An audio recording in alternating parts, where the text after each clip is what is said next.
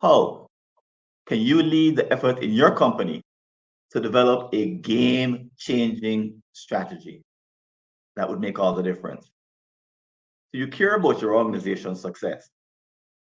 You and your company and your colleagues, you made it through the pandemic. But as you look to the future, you see that you could accomplish so much more than just more survival, more emergencies, more firefighting, and more fear. You could actually carve out the future that you want for you and the people that you care the most about. I'm hoping that's why you're here because this is the Caribbean Strategy Conference, and my name is Francis Wade, and I am the co host along with my wife and colleague, Dale Pilgrim Wade. Is listening in on the background. And I welcome you to the morning, second day actually, of our conference. And I can already see some emojis happening. And if you have never used our emoji, been here to hear me, you can click on that smiley circle at the bottom and pick an emoji that you want and just kind of put up some picture. Oh, okay, everybody found that. But I also want to make sure, I think you're hearing me, but let's make sure, let's get your fingers working and put some, give me a hello. Are you hearing me clearly? Let's drop some notes and start talking because this is going to be a day of full interactivity. And I want to make sure you're hearing me. Hi, Sharon. Let's see who we have. Kelly McIntosh. Great to have you. Hi, Vanessa. And Kelly says, looking forward. Great. We have a vocal group here this morning. I can see Derek. You made it good. Buenos dias. So Derek is one of our presenters. Hi, Ami. Ami is a presenter also. We have a really a packed day of activity to look forward to. The fact is, we're here to empower you to lead. Now, you may not be the CEO, but we are positioning everyone who comes to this conference as someone who will take their company into the idea or lead their company into the idea of creating a disruption in their industry. Now we know that's not easy, and we here in the Caribbean we tend to think of, oh, look what Netflix did, oh look what Apple did, oh look what Fujifilm did, all these disruptive companies all around the world. But we often don't focus on what we have here in the region because we have examples of disruptions. And during the course of the next couple of days, you'll hear about local disruptions like Digicel in the telecom market, Grace Kennedy in financial services, and you'll also hear about probably Tribe, Tribe Carnival for those of you who are from Trinidad and you know about Tribe. That's a disruptive company that's disrupted the carnival space across the region. I can say that having played in Tribe myself. So I want to take a moment to introduce you to Lisa Maria Alexander. So I'm going to hand Lisa the mic so she can come join me on the stage. So Lisa Maria Alexander is a marketeer, organizational strategist, behavioral coach, and an experienced facilitator and public speaker. She's been a C-suite executive for more than 15 years and has expertise in strategy development, strategy implementation, customer experience management, market planning, relationship marketing, internal branding, and performance management. Hi, Lisa. Good morning. Are you hearing me? Are Yes, you but you're hearing me? Give me a thumbs up if you're hearing you're me. you're being The heard, one, but you're at the bottom of your screen. Can you move your camera so that we can see more of you? okay. The other All way. right. Is Ah, that good? Is that nice. good? Yeah, that's great. That's great. Well, good morning. You didn't say Caribbean woman. I need to put that at the top of my bio that I am the quintessential. I consider myself Caribbean woman. So, I'm so excited to join you today and welcome to everybody. I know we have persons not just from the Caribbean, but from across the globe. But Caribbean strategy, that conversation, it's one that we needed to have, Francis. It It's sure is one we because needed to have. We frankly, the needed to way have things it. were going and all the conversations I've had, there are a lot of people who want to be here. They want to believe that they don't need to be firefighting, and they're right now in an office fighting off some demons that are attempting to shut their businesses down. Right The this moment. whirlwind, that's correct. The whirlwind of crisis after crisis. Right, the last Absolutely. 2.5 years have just been one awful drama after another, and many. have not had a chance to step away from the hurricane to even think about the Mhm. long term and the big picture. They've just totally been caught Yes. up. So, Yes. Lisa, it's been a bit of a journey for you. But can you share a little bit with our audience what it's been like ever since the first time I called you and said, "Hey, what's it been like to get here to be a host for the first morning of the Caribbean Strategy Conference?" Well, Francis called me and he said Caribbean strategy. And I said yes, because it's actually one of those things that I call it a pet peeve. We talk about that whirlwind where you get caught up in business. And I understand a lot of executives, they fail to plan. So, they say if you fail to plan, you plan to fail. Or we have great strategies. We spend the 2 days, we document it. And then what happens after? Crickets, because we get really busy. So I really am hoping, and I've looked at the agenda. It's very exciting. We have exciting interviews coming up with Douglas O'Reilly. I don't want to preempt it, but from Grace Kennedy, that's going to be an awesome interview, because we have organizations that have been able to do it successfully, where they are building strategy, but they're executing on strategy. I think the killer of strategy is lack of execution. So, I've seen that we have some awesome panels in different industries. So, financial services, but we have energy, tourism, many different areas where the audience can benefit from getting the insights. So I think this conference is the first. Is it the first of its kind? Of course, It is the first of you its have to kind. ask. And I one of the things that I was talking about over the last few days is the Caribbean special. And I would love to see if the audience believes, I would love to see that in the chat. Is the Caribbean essence different? Are we the same as, a North American company or European or whatnot? What really makes us different? And I know that over the next 2 days, that's going to come out, because that's an essential part of strategy. I mean, you've heard culture eats strategy for breakfast, right? That's Peter Drucker said it, not Lisa Maria. And the culture of the Caribbean is both it's our advantage, and it can also, take us down if we don't manage it appropriately. So I know that we're going to have a great session this morning. Right. We have Somebody a very says yes, Fiwi Ting, the essence. I love it, Kelly. yes, yeah. We in our chats with CEOs and other and board members and people who sit in strategic planning retreats, they told us that they're just waiting. Some told us they're just waiting for this to pass. We call it the hurricane Mhm. mentality, that what's happened in the last 2.5 years is more like a hurricane than anything else. In that the hurricane comes and then it goes and then you mop up afterwards. And in a couple of weeks, things go back to the way they were. And then we have And another hurricane.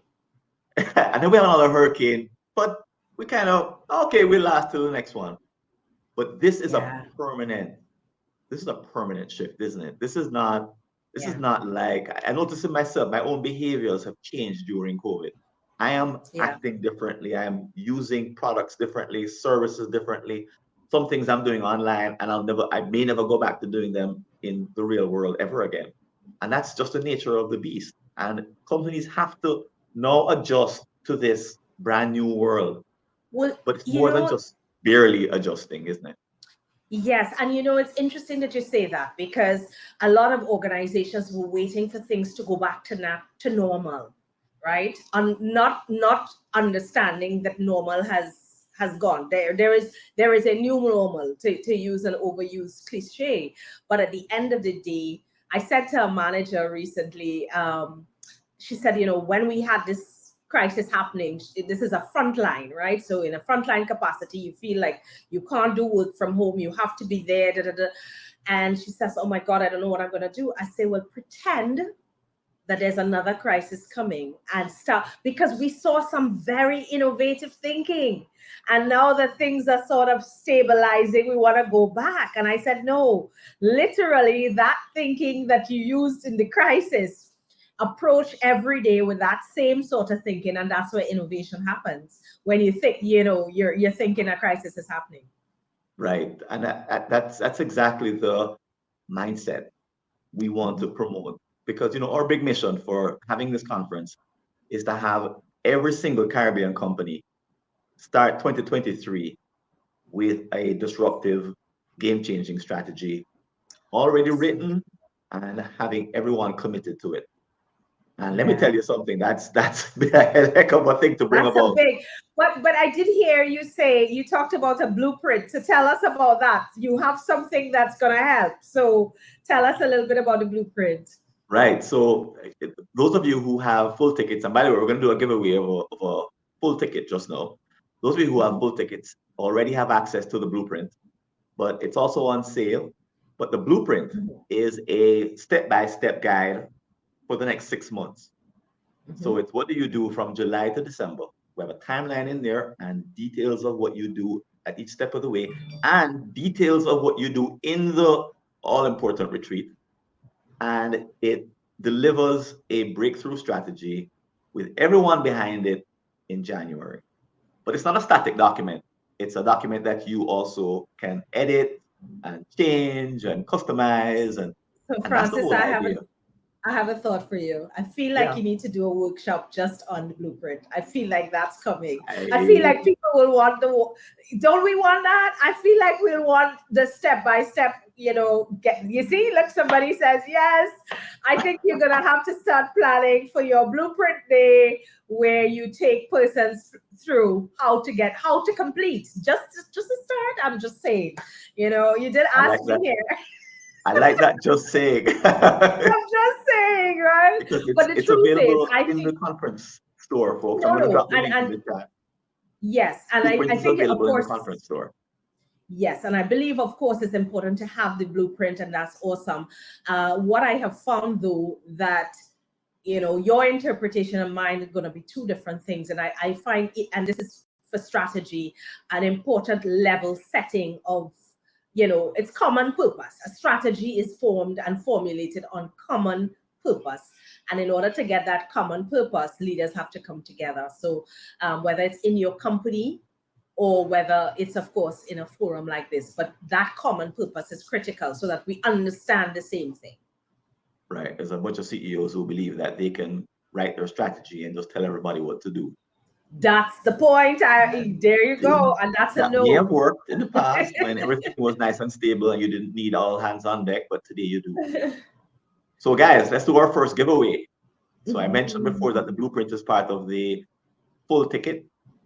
I imagine I actually see people here who have already gotten the full ticket and some who have gotten here via the free pass. But let's do a giveaway of a full ticket.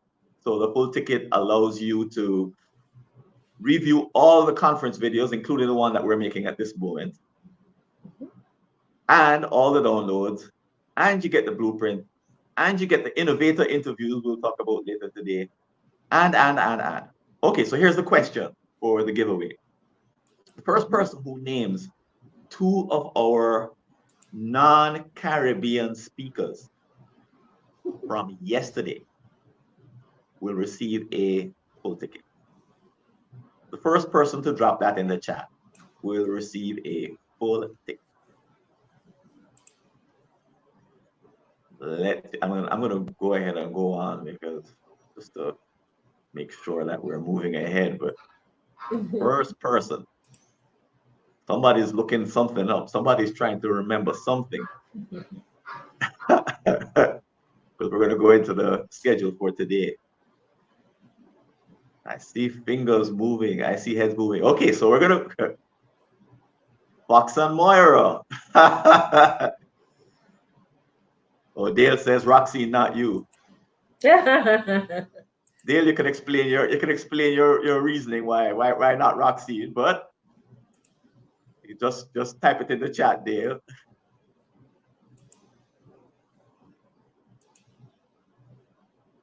Okay, I'll leave Dale to sort that out. But let's take a look at the virtual conference schedule for today. Oh, sorry, this is not today's schedule. I think I'm in the wrong place. Excuse me, colleagues. Live. We're live. Today is Friday, isn't it? All right. Friday. Okay, so here we go. So we have a full schedule for you here today on Friday. Wonderful. Coming up next at 9 a.m. is an interview with Douglas Lorraine by Lisa Maria Alexander. He's going to be describing the steps he took to to create the GK 2020 strategy back in 1995. If you do the calculations, you'll see that was a 25-year strategy, unheard of in the Caribbean at the time. And it's the reason there is a Grace Kennedy today and all of its brands. And after Douglas Lorraine, we'll go into the Digital Transformation Panel, moderated by Chris Record. Then we'll go into the Tourism Panel, moderated by Anne Frick, Dr. Anne Frick. Then I'll introduce you to Danielle Terrelon. And she and Lisa will be doing kind of a relay handoff. Just before we go on to lunch, we'll say goodbye to Lisa as the host, and we'll say hello to Danielle as the new host. And then we'll come back after lunch at 1 o'clock, and Danielle will take us through the Financial Services Panel with Wendy Delmar, and then the Energy Panel with Dr. Dax Driver as the moderator. So these are some fine Caribbean minds, folks. We've also brought in a bunch of people from the outside the region, bunch of experts, especially our feature speaker at 4 p.m. Jamaica time, Dr. Richard Rommel. So he wrote Good Strategy, Bad Strategy, which I just finished reading.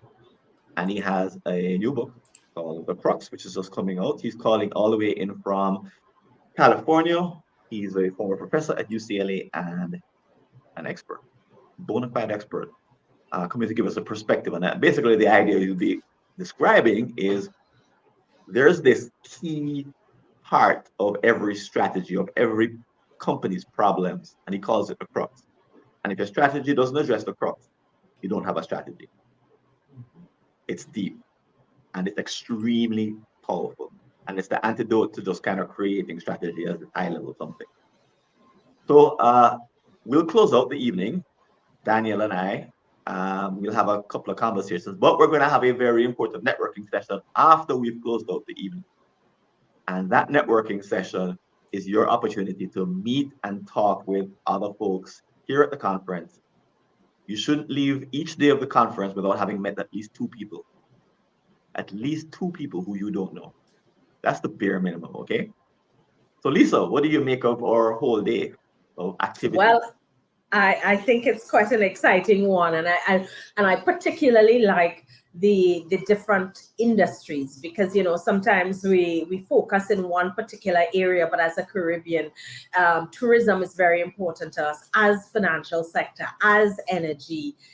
Those are some of the key areas, and of course there are others that really matter. So it's a great lineup. I know some of the hosts or the facilitators, so I know it's going to be awesome. And I hope persons can stay on and just kind of be part of the conversation. I think that's that's my message today, that yes, you can watch it. I know that circumstances you may be able to watch it, but while we're here, be part of the conversation. I think that's going to be very, very important, that sharing.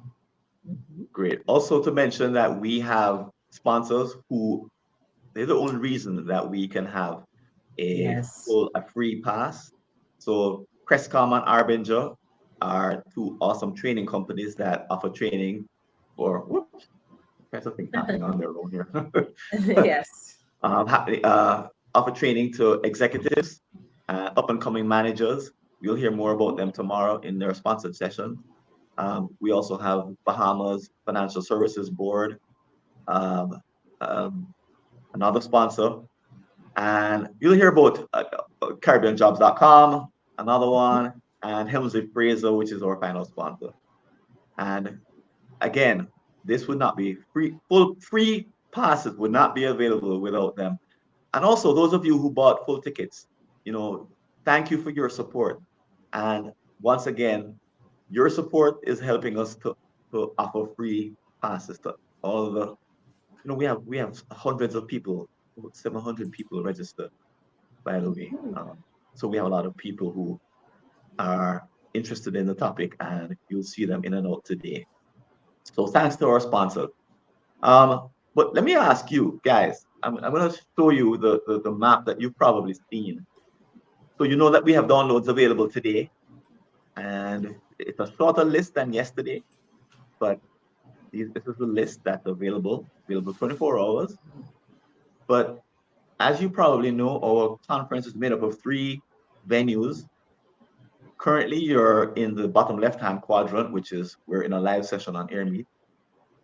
You can also, of course, go to those pre-recorded content videos and listen in and watch and learn. And we also have a chat that's going on right now on Volley. That's our conference chat, 24 hours a day.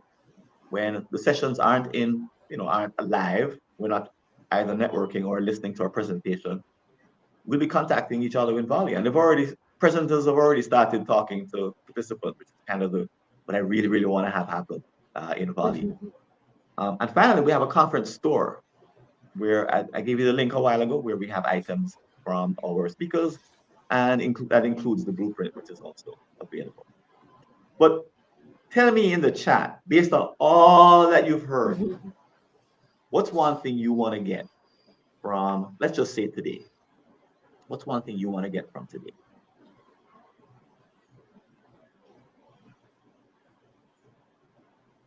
Karine is making a comment about the different sectors. Yeah, the reason we're having the different sectors is because if you read the Blue Ocean Strategy book, they say that some of the best ideas don't come from your sector.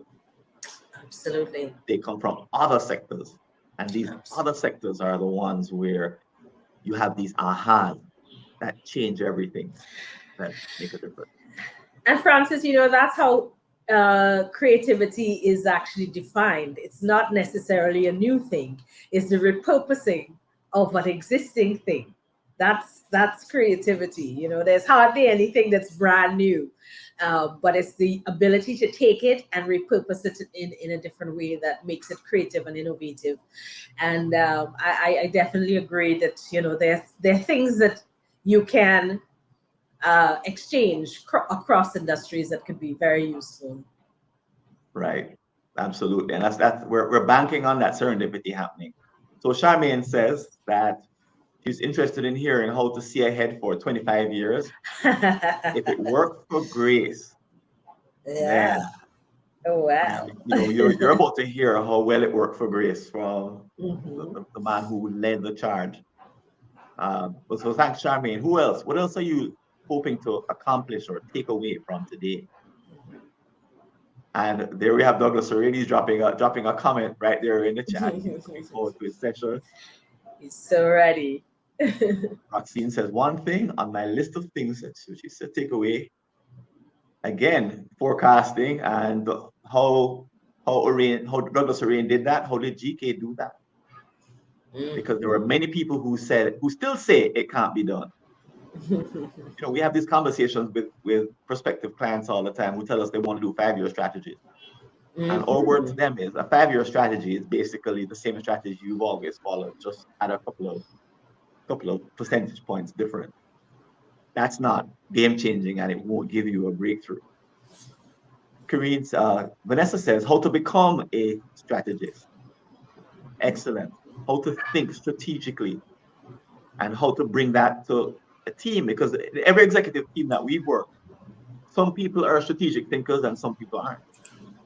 Always a mix, right, Lisa? There's some who just absolutely, they're just not able to think like that, and that's not a bad thing, because I would say you need your tactical, you need your persons who have to stay in the moment, but at the end of the day, at the leadership, you definitely need the vision. Absolutely. And sometimes I've been in sessions where the CEO is not visionary. Yeah. He or she, they're really smart people. Yeah. And they've been able to bring out an innovation that got some competitive advantage. But ask them to think ahead. I actually had a conversation with a fellow in France who's a CEO about 2 weeks ago. And ask them to think ahead 25 years and get everyone to be thinking ahead. And sometimes CEOs have a really hard time because they're more innovators in the moment than they are strategists. Correct. Sometimes that leads them to bring on a whole new CEO. So that's sometimes happens with some companies, right? Well, we're going to have that in a conversation with Douglas as well. That is definitely that short-term orientation versus the long-term vision. He is definitely going to tackle that for us this morning. Great. And Karine says she's looking forward to being empowered. And I'm also hoping that that's what happens out of our conference, is that some heck of an inspiration kicks in for Yeah. people who are still beaten up a little bit by the pandemic and the supply Yeah. chain problems and the recession and the inflation and the war. And they're just kind of tired and exhausted. And they're barely going through, and they're still kind of hoping it will go back to the way it was. Yeah. And it probably won't, but the inspiration we want to give people is about moving forward, right, Lisa? Absolutely. It's really about how do I it's about the vision, but it's also about, and Douglas is going to speak to it. It's making the vision a reality, because you know, vision without execution, or that ability to translate the vision to others, that's another pitfall of strategy. It's a great vision, but how do we make it editable and biteable for everybody in the organization? And Douglas is going to talk about that as well, from the ground up. Everyone is aware of what the strategy is, and we're all working towards it. So that's important. And let's take one more comment. Lisa, you want to take that one? Sure. More clarity on how to become a strategic thinker. Being able to conceive in the mind, map out, communicate, and communicate it in a way that is understandable to others. She wants to hear from the experience of variety of industries. That's a great one, Cheryl, but you've got it right there. You see that piece about communicating? That's something that, sometimes executives forget. So the strategy lives in the boardroom.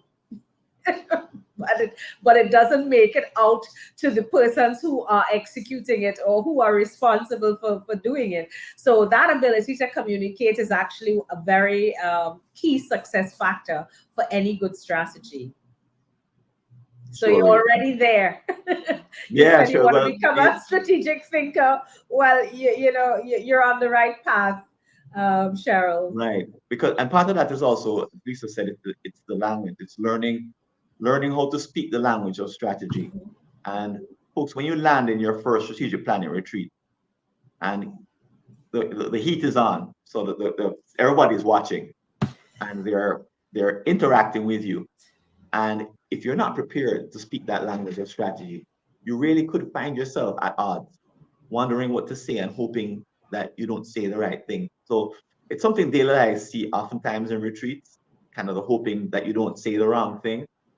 And by the time the fear goes away, you're into the last 2 hours of the retreat. So the retreat is over, and now you're feeling comfortable, and now you start talking.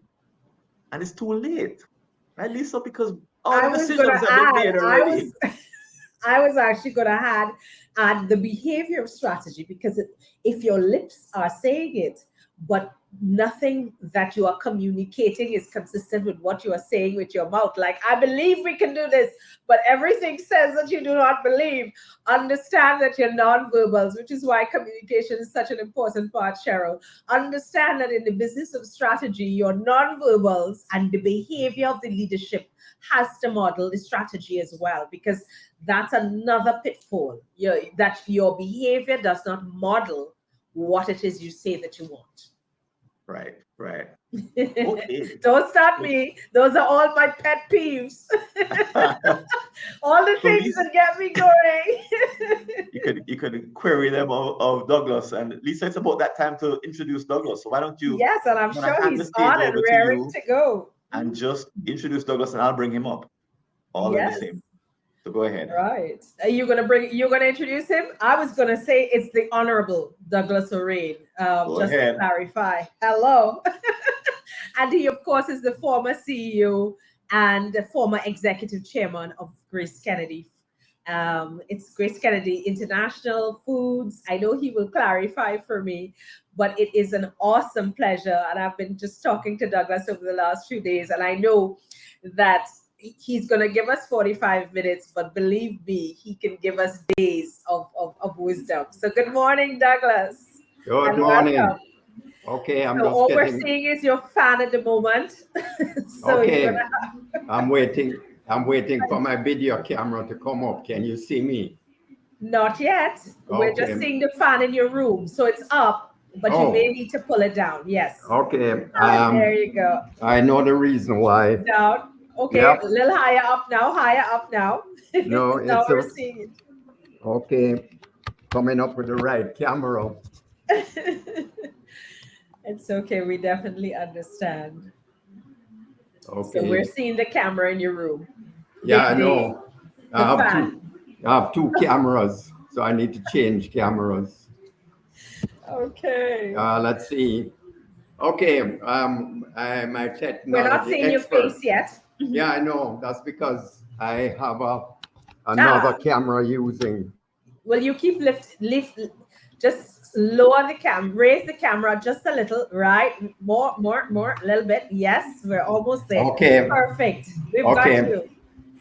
No, but that's not the camera I want to use. So I need to change.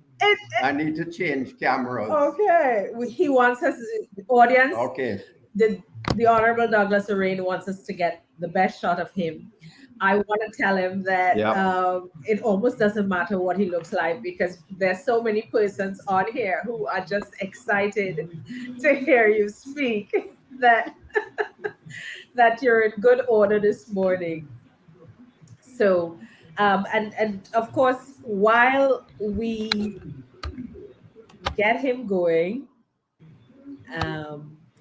I just want to remind you that there is a Q&A section or the chat. So if you have questions that you want to throw at him, by all means. I'm not sure if we're going to be able to get to all, but certainly I would love to have the questions for the conversation. And there we are. You can raise it up. Raise it up. Oh. There you go. Okay, I've got my shorts on. All right, I'm going to listen. I'm abandoning the other camera. Yes, it's fine. You're good. You're absolutely good. You can have a seat, right? And you will. No, I always do it standing up. Oh, you prefer. All right, I'm going to turn off the fan behind me. Yes. Okay. One of the joys of live webinars, of course, it's all there. We are perfect. Yes, we get to see you. Wonderful. Are you hearing me? Okay, great. Lisa Maria, wonderful. I'm going to speak very quickly to make up this 5 minutes. But no. Take your time. All right, but here's a joke now. I went out and bought a new set of headphones because last time, 2 days ago, Francis said he heard an echo. Are you hearing an echo? No, you are fabulous and you are fine. All right, the second one is, as a chairman and CEO, I have completely prepared myself for the 21st century. I haven't worn a suit. I've worn a suit in 2.5 years, and I do all of my online calls in shorts and a nice short sleeve shirt. You probably got a 2-second glimpse of my shorts. Listen, global warming is here in the Caribbean, so get used to it as a leader. Well, it's a fantastic way to start, and I would say that you're also in the Caribbean, so the shorts and the shirt is appropriate for a Caribbean strategy conference. Absolutely. So Douglas, let's just jump right in. And I know that everyone is very interested in hearing about, your time at Grace Kennedy, but let us start with, that whole idea of disruption. And when you started with your 2020 vision 25 years ago, it was, oh my God, unheard of to do planning for that long. Could you share for us the context before you even get to the vision? Could you share in 1996 what was the prevailing condition that made you or led you into a 25-year strategy? Okay, well, for those who are watching, very similar to today, so there are a lot of lessons to learn. We had high inflation, increasing uncertainty, all kinds of possible external disruptions. So let me describe how we felt at the time. Jamaica in 1995-96, we at Grace Kennedy, all of our people working together felt like we were running up a down escalator. What do I mean by that? 2 steps up and 4 steps back. Why? Because we would give salary increases of 20% at the beginning of the year, which looked wonderful. But by the end of the year, inflation was 40%. So we're worse off. And this kept happening year over year. We're in a low productivity, high inflation environment. So we said to ourselves, we can't continue living this way. The aspirations of our Grace Kennedy people are much greater than the economy of Jamaica. So let us develop a 2020 vision, which is a play on words, so that 25 years later, in 2020, we would have become a global consumer group, which would allow our people in our company to fully manifest all of their capabilities and create wealth for themselves and effective careers. And that's what we did. So January 1996, I launched a 2020 vision to 300 people at the conference center in Jamaica. Our board of directors, we all agreed to put this forward. And what was in the 2020 vision? Well, as I said, the most important thing was to improve the standard of living of our people, because the people are absolutely key to this. Well, how would we do that? We recognize we had a distinctive competence, that we had a special close relationship with our consumers, not only in Jamaica, but overseas. And we said we want to become a global consumer group in food globally and regionally in financial services. I'll come back later to why the difference. How would we get there? One of the first things we said is we want to double the productivity of every single person in Grace Kennedy in 5 years by the year 2000. And we had a slogan for it: double the productivity from Raf to Rupert. Who was Raf? He was the chairman at the time. I was a group CEO. Who was Rupert? He was a messenger. So we said we wanted. And people said, Doug, you're crazy. It can't be done. You don't know people lazy. I said, nonsense. We're going to do it. And we did it in 4 years.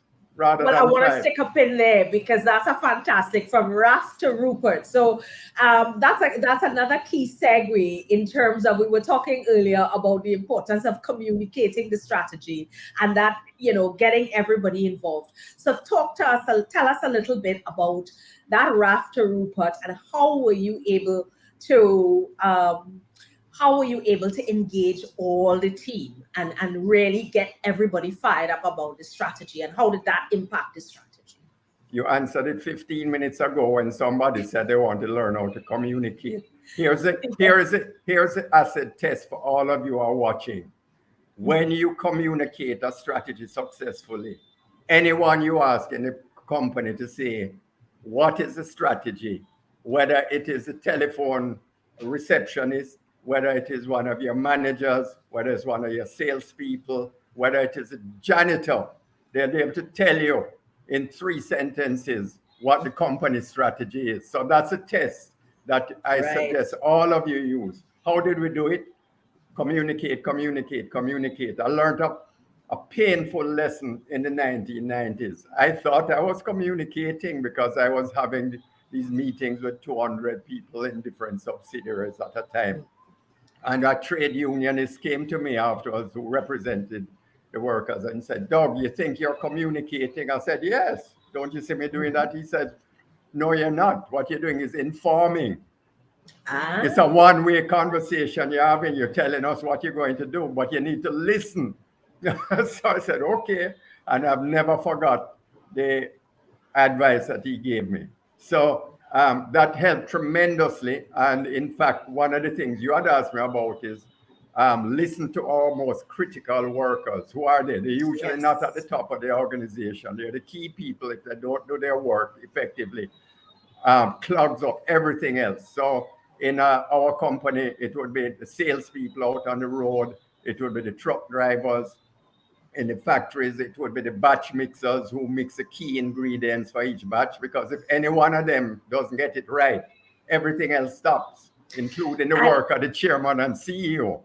All right. And I actually said that you were the original undercover boss, going out. So tell us a little bit about, how, because I love that. You listened, So it's two-way. So some insights, it's two-way communication, it's Mhm. listening, and also, you said that you went out and you were working with people at different roles around the organization. So tell us a little bit about how That's that worked for that's you. right. So in Grace Kennedy, our mantra is Grace We Care, and that is about everyone, but particularly our customers. So we have a obsession with customer service. I go out and visit customers with the salespeople.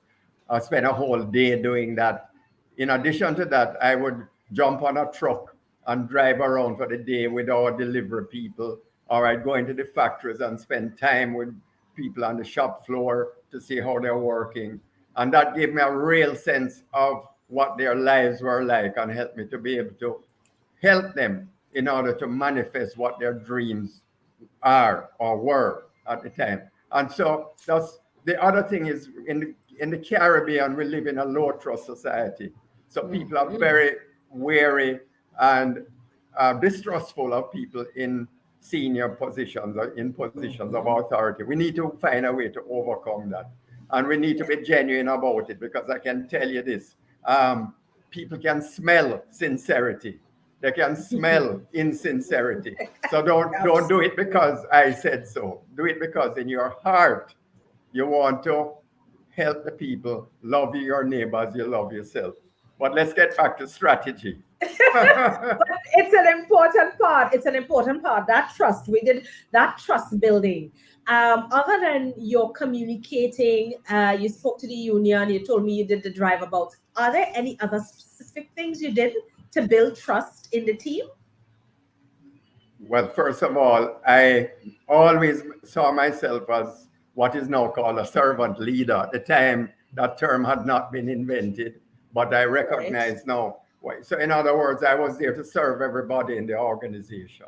And so I had a big advantage. In my early 30s, I actually did the acquisition of Hilo in Jamaica and was the first general manager of Hilo Food Store. So I learned how important it is to work with our people particularly when we get customer complaints, to solve them and then to move forward. You know, they have a saying that if you do things well, 5 people will tell their friends. If you do it badly, they'll tell 11 people.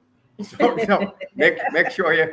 But here's the advantage: if they do it badly, tell 11 people, and you go back to them And you as a fix CEO it. and you fix it. They go and tell 15 people. I said, my goodness, I Fantastic. can't believe this. That Douglas O'Reilly, the CEO of Grace Kennedy, called me Came and said, back. I'm sorry, we're going to do it better. Keep the feedback coming.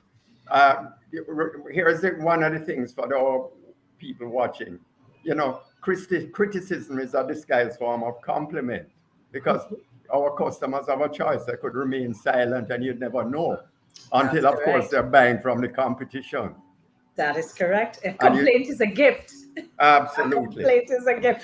You So, know, one of the things I wanted, as you talk about the people, is such an important area. And but I have heard it said, and I know it said, that CEOs, oh, we're very busy. Yes, we would love to do that, but we are busy. We are being held to short-term profits. So, could you give us a little comment from a strategic standpoint of how Grace was able to, and even in your own experience, that dichotomy, that balance between short-term profitability and I guess what we call the crisis of management or the crisis of leadership versus that long-term vision. If you can give the audience a little bit on how you've been able to balance those two. okay, sure, I'll be happy to do that. Well, let me start back up to the theme for this session.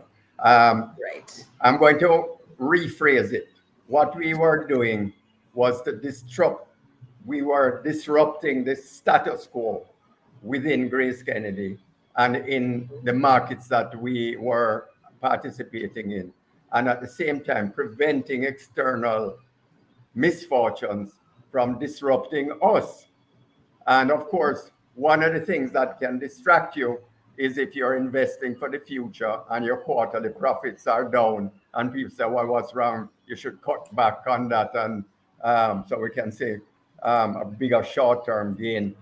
The way to handle that is to explain very carefully to your investors, if you're publicly listed, to all your shareholders on the stock exchange, exactly what you're doing. So let me give you an example. By the way, I have listed out 5 external obstacles that we faced, which all have lessons for managers and leaders today. All right, Sure. the first one, in the 1990s, when we developed the 2020 vision, Jamaica was a low productivity home country that we are operating in, as you can see from the rate of inflation and all the other issues that we faced at that time. So what we did was massive investments in transforming, but starting with our manufacturing businesses and also our technological support in the back office. It cost a huge amount. Obviously, it had a temporary effect on profitability, but we explained it to our shareholders and most importantly, to our people internally. Because one of the things you want is for your own employees to be the messengers of what we're doing and to be engaged. Absolutely. And it worked. As I said, we doubled productivity in 5 years. There are some other issues that are important. I'll mention one other one at this point in time, which is that in the Caribbean, traditional companies, we have all grown up in protected markets. And the tendency that happens is that the organization becomes very stratified in a pyramid structure. Once the markets are opened up, which they were in the 1990s and continues to this day, one is exposed to competition of a different kind. So you must go for a flatter organization that's more nimble. And I would say typically Caribbean organizations have been very slow to react to that. Perhaps I saw it differently. I never saw Grace Kennedy as a big company. I said, this is a tiny company in a big world. And so we need to prepare ourselves. So what we did was spend time explaining why we had to streamline the organizational structure. We did a lot of different things in terms of the way the organization ran internally, making people much more self-managing. But I want to stick up. I want to. Sorry. Finish. Okay. One of the things people ask me about it all the time, they said, Doug, how did you all manage to reduce the size of your board of directors from 24 to 12? And I said the reason is we all realized that we needed to function differently in this new era. And that is where the genesis of our development of good corporate governance to get to a global standard came from in that regard. Yeah, and that's the pin I wanted to stick, that at the end of the day, strategy drives structure. So if you have a strategy and you don't have the structure to help deliver it, it's not going to happen. Absolutely. So if your strategy is to be nimble and whatever, you can't carry 12 directors and a very top heavy, because I think that's one of the Caribbean sort of mantras. We sort of we top load or we front load on leadership. Right. We have a big, and that's where a lot of the costs are. That's where a lot of the bottleneck is. Yeah. And I think it's important to just highlight that for the audience, that at the end of the day, structure is driven by strategy. So if your strategy is and your structure don't match, if there's a mismatch, you're gonna have a difficulty. So Lisa Marie, there's a corollary to that now, of one of the what I call the external obstacles. What is it? Right. It's what I call the extinction risk. And when I was a young man in Grace Kennedy in my 30s, I just joined the late chairman Carlton Alexander. He'd get a group of us young people together and he'd reel off the names of 8 or 10 companies. And he said, you recognize any of them? Most of us said no. The only one I recognized was Bryden and Evelyn. He said, when I joined Grace Kennedy as a young man in the 1930s, all of them were bigger than Grace Kennedy. And today, they no longer exist. Yes. What's the reason for that?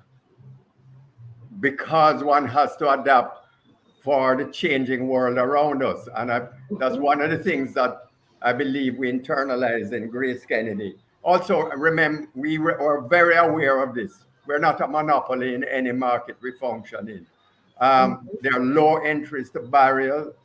low barriers to entry, particularly in the food business, also in the financial services, Financial services. especially with globalization. So therefore, are constantly finding new entrants to compete, and we have to determine what is our distinctive competence and turn it to competitive advantage. Yes, stick one pin again in that this where of course we're talking about the Grace Kennedy experience, but it's applicable for the region, right? That finding whether you're in St. Lucia or Antigua or Trinidad and Tobago, wherever you are, the conditions are very similar at this point in time, and also there's the opportunity to that competitive advantage, and Grace Kennedy sort of found that. So talk to us about that. So there's one other. Well, I think I've covered 3 out of the 5. Yes, I have you jump in, but it's okay. Yes, I'll get you to recap at the end. All right. So one of the things I'd say to all those watching, if you're going to communicate, make sure you make notes the night before, so that you don't get distracted by whoever is the interviewer. So. I'm being candid. But the other thing that we were very aware of is what we call black swan events. What are black swan events? Events that you can't predict, you never thought would ever happen. We never thought there could be a 2008 financial crisis. We never thought that the government of Jamaica could default 3 times on its national debt.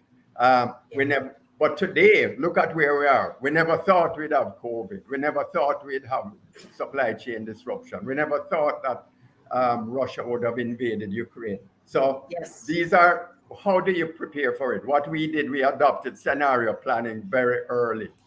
What do I mean by that? We would develop a series of scenarios. And the first one we did was 3 scenarios. The world in the pits, that speaks for itself. Really bad news, business as usual, and then what we call the digital world. And we said, if we are in any of those 3 in the future over the next 25 years, how will we thrive? And we developed a strategy for each one. Guess what the remarkable finding was? They're basically the same strategy. In other words, it was based on developing our internal competencies, employee engagement, listening to customers, developing ideas, experimenting at the edges of the organization, protecting our core business. And it has worked. The question to ask each of you, when last did you do scenario planning in your organization? Actually, we got a lot of resistance early. When we started doing scenario planning, people said, but you're being negative. You're thinking about all the worst things that can happen. I said, yes, because if they do, we'll be ready for it. And here we are in that regard. And since we want to get questions from the people watching, the 5th one that I will speak about that helped us to build out, there was when we decided we wanted to become a global consumer group. And we scanned the world, we recognized we needed a solid intellectual property platform that covered the entire globe.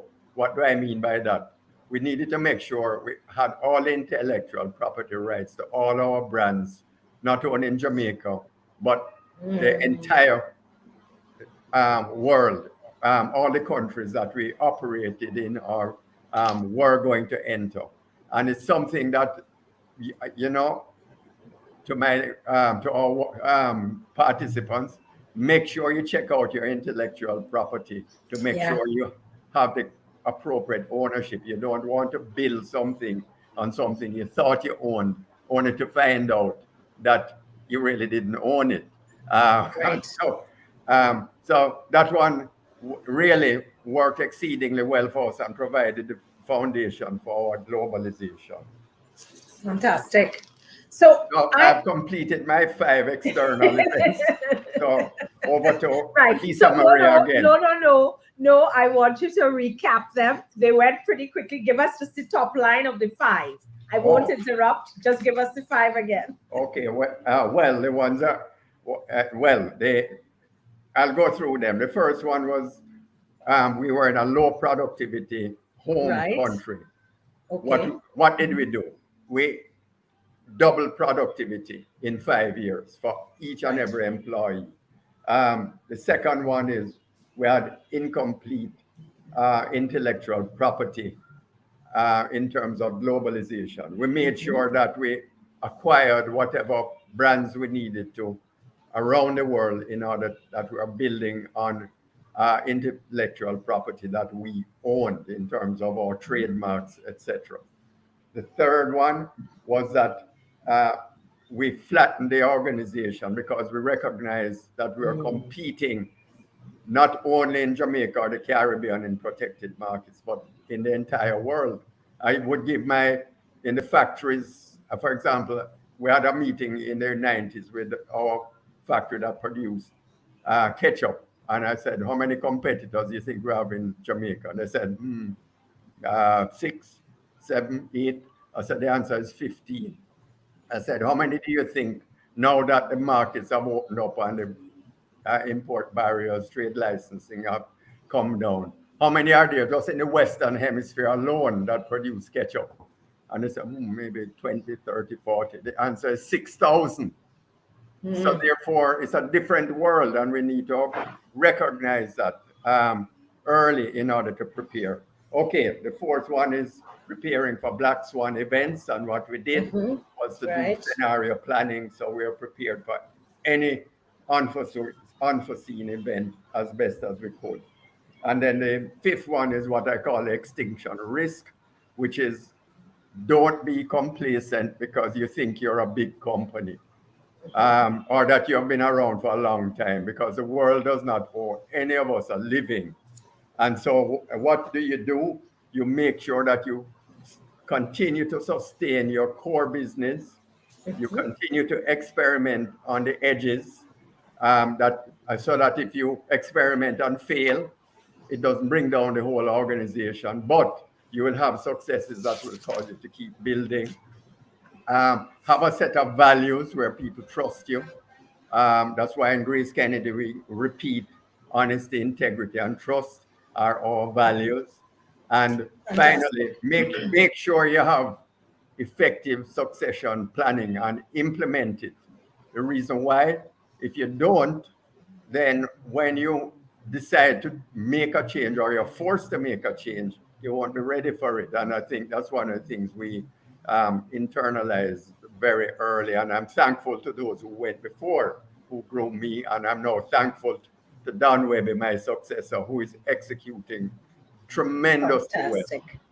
Fantastic. I can tell you some of the results before the end of the session to show that it has worked.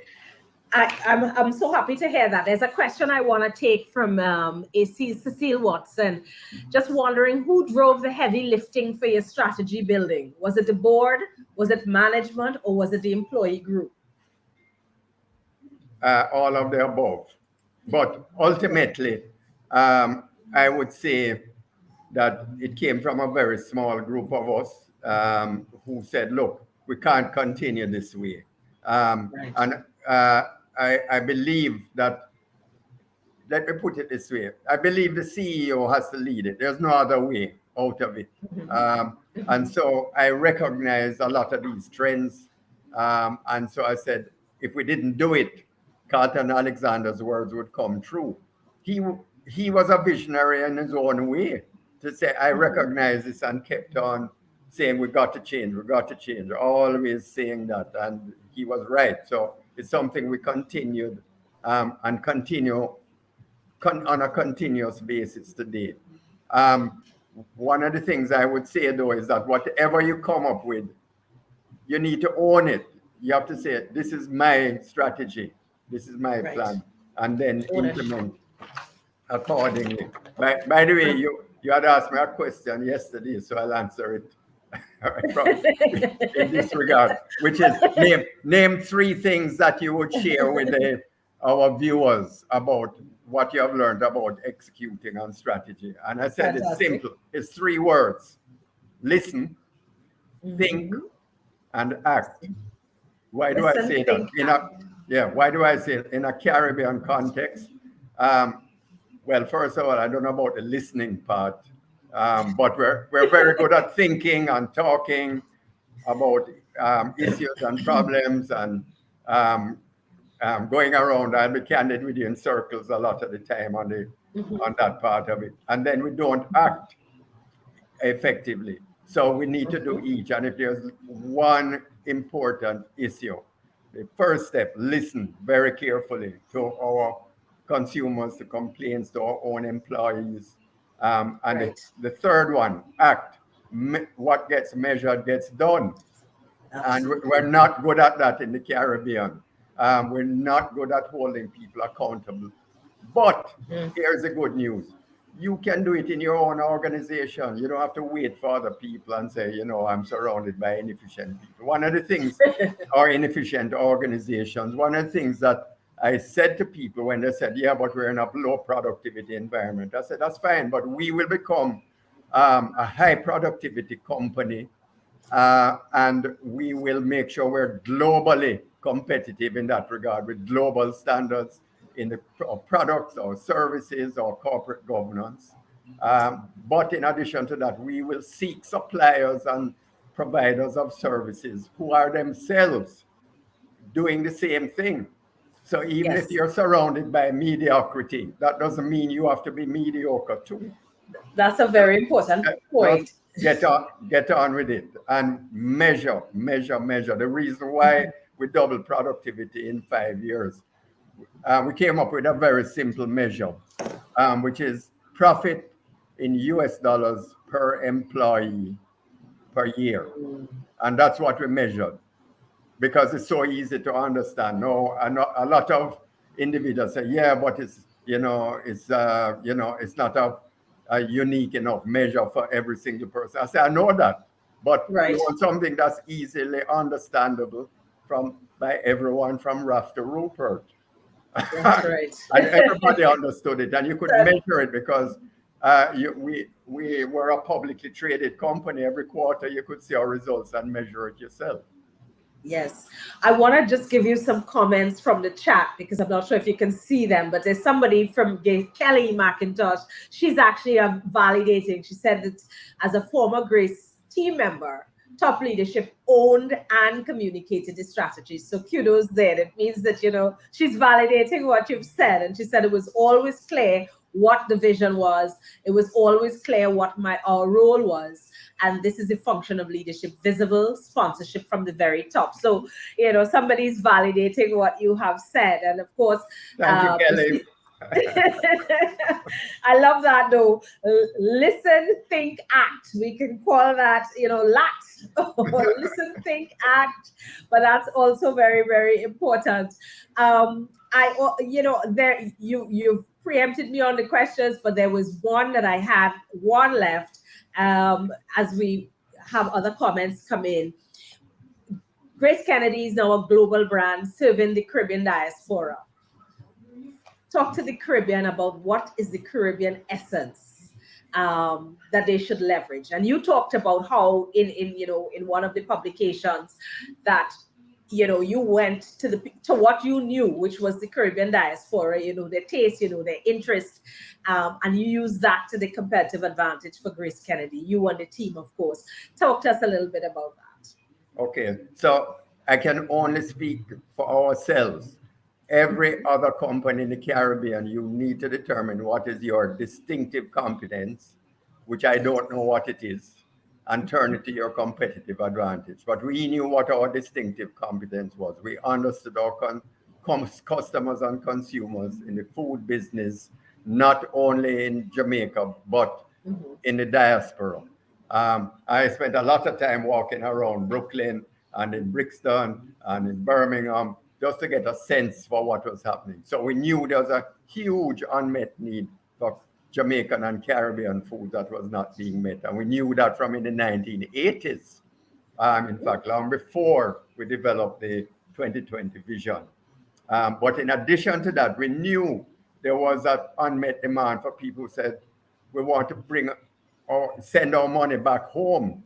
One of our directors went to Central Florida and met with some cane cutters there from Jamaica. And he said, his name was Joe Lee, bless his soul. And I said, Mr. Lee, well, I want to send my money back to Jamaica, but when we send it in the post and teeth it out, and if I send it with a friend on the plane, I don't know if my baby mother go and get it, or she want to go and get half. So I said, there's an opportunity, huge opportunity, for remittances. And we were well prepared for it. So when the opportunity came that Western Union said, we're looking for an agent, we said yes. And we moved with it right away. And now it's grown into one of our largest businesses, the partnership with them. We represent them in 12 countries around the Caribbean. So what are the lessons from that? Determine what your customers recognize as a distinctive competence that only you offer. And we knew what that was in our case. And we built on it. By the way, that's why at the beginning I said we have a distinctive competence globally in ethnic foods. Our distinctive competence in financial services is regional in the Caribbean because we understand the Caribbean region, we understand our Caribbean people. But we're not going to say we want to go and establish financial businesses in Southeast Asia because it's a part of the world that's growing faster than anywhere else. So one has to understand what you're good at and where you're good at it. Yeah, and actually it underscores something that I'm very passionate about, which is know your customer. It seems like, sometimes it gets overlooked. It's so simple that, as you said, you walk Brixton, you walk Brooklyn, you know who your customer is, you know what their needs are, and you know what their unmet needs are. And I think, that augured well. So that's an actually great point. I see another question here for you.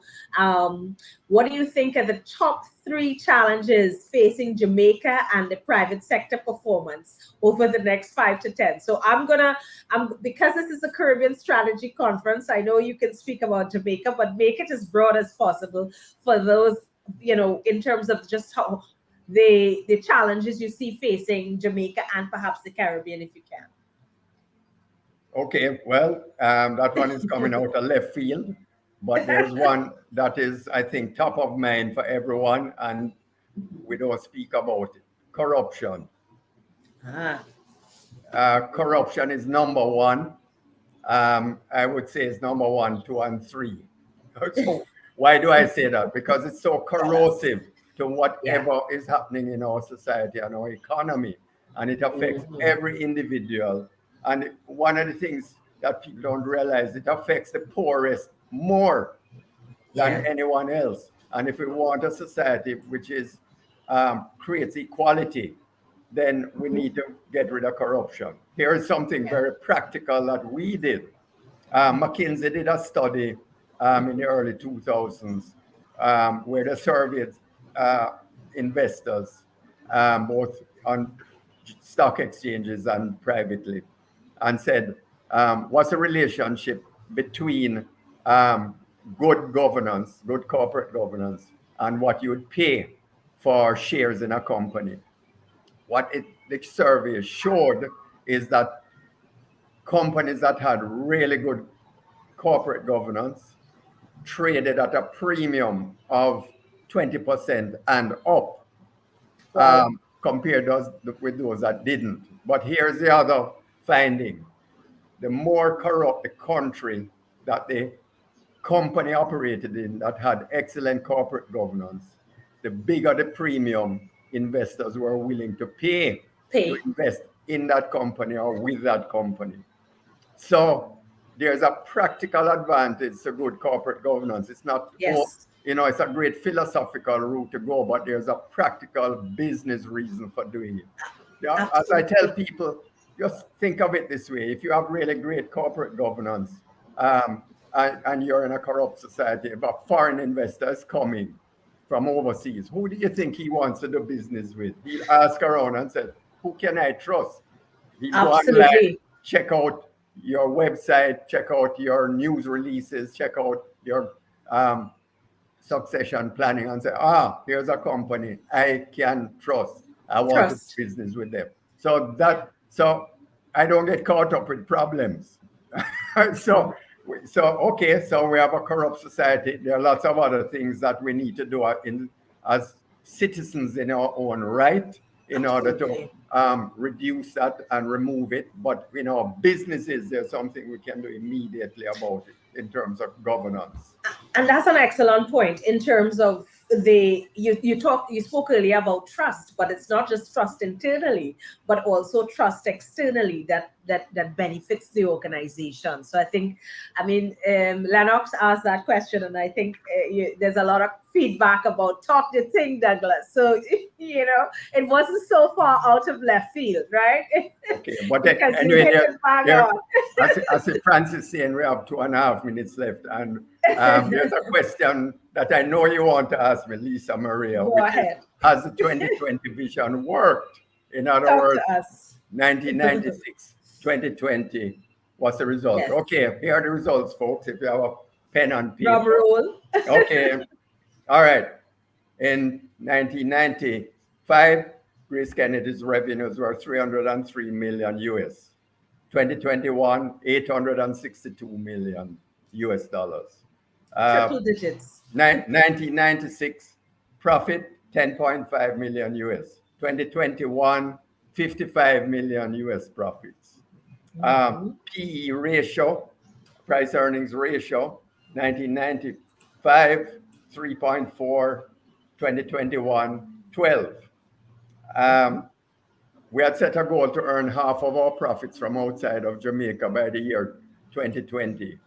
2021, what was that figure? 45%. So I owe a tremendous debt of gratitude to those who succeeded me, Don Webby and his team, for continuing this work. Because remember, the 2020, I retired in 2011. So there was another 9 years to go for others to carry this on. And that's why cross-generational engagement is so important. But here is a lesson I'd leave you with. Having a vision is aspirational. Most of these objectives we have exceeded, but some we haven't. So, for example, we haven't reached 50% in terms of profits from outside of Jamaica, but we're on the way to get there. And Don has set an objective. We're going to surpass that, where they have developed a 2030 vision. In addition to that, the valuation of our company. Yes, we're at a PE ratio of 12, but in the developed world, a company like ours, if you're on the New York Stock Exchange or the London Stock Exchange, you'll be trading at a PE ratio of probably 25, double. So that's a work in progress for us as well in that regard. Mm-hmm. So the fact you don't meet it on the exact year doesn't matter, so long as you keep it ahead of you. That you said, that's the mountain I'm going to climb, and I'm going to reach the summit. Fantastic. Thank you so much for that. And as we round up, there was some really, really fantastic nuggets in there. The corruption versus corporate governance and really investing in that was a key takeaway from me, because it didn't come up before. And that cross-generational succession and employee engagement, those are also very strong points. And of course, you gave your top 5. How you move from low productivity, flatten the organization, preparing for black swans. I think I've got it. Intellectual property, the core values, and of course the extinction risks. So Douglas, has been really great. I know Francis is going to drop in very soon.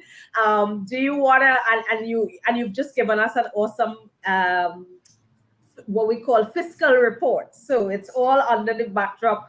The proof is in the pudding, as they say. Even if every single thing wasn't achieved, there was such a tremendous growth of the organization. So thank you for that. I know persons are on standby. If it's grace, it's got to be good. Yes. So I really want to thank Douglas this morning, and thank you, audience. Next up, we have the digital panel, that is digital disruption. There he is. He's coming up already. There they are. So I'm going to step down for a minute and I'm handing over to you. Christopher, Moira, and Kevin.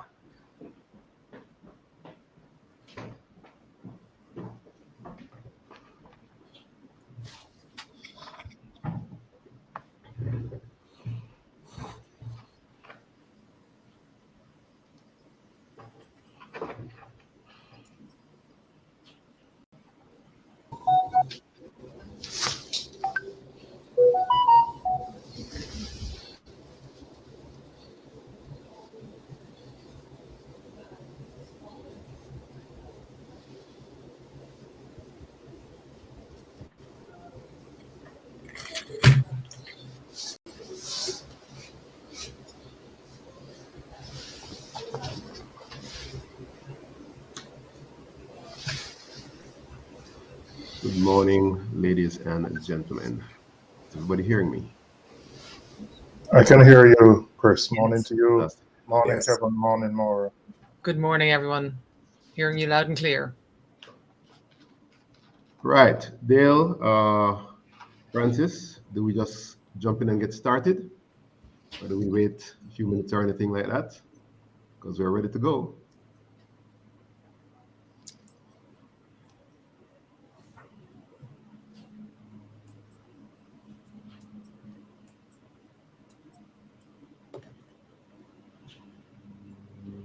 All right, folks, thank you very much. Okay, so good morning, ladies and gentlemen, all across the Caribbean. Welcome to this year's staging of the Caribbean Strategy Conference. Had a great session a while ago, listening to the Honorable Douglas Orane talk about how Grace Kennedy moved from their challenges 25 years ago to executing on its vision that it had at the time, and all the various, I guess, potholes, things to look for. And I took a few notes here because that Listen Think Act that Douglas mentioned a while ago is very, very important to as we talk about digital transformation. So this panel that has been organized by our friends Francis and Dale is a very interesting and balanced panel because we have experienced management consultants turned politician.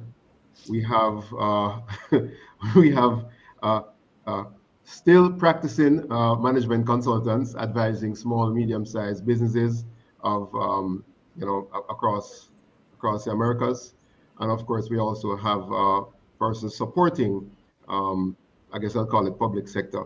So quick high-level introduction.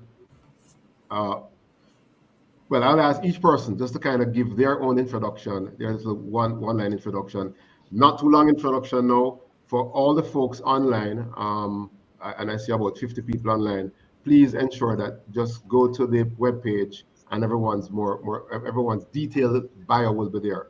My name is Christopher Record. I am the Chief Executive Officer for an organization in Jamaica by the name of TTEC. And TTEC provides cybersecurity services and IT management services. Simply, we tell people you do not need to go and hire an IT department. We will become your IT department.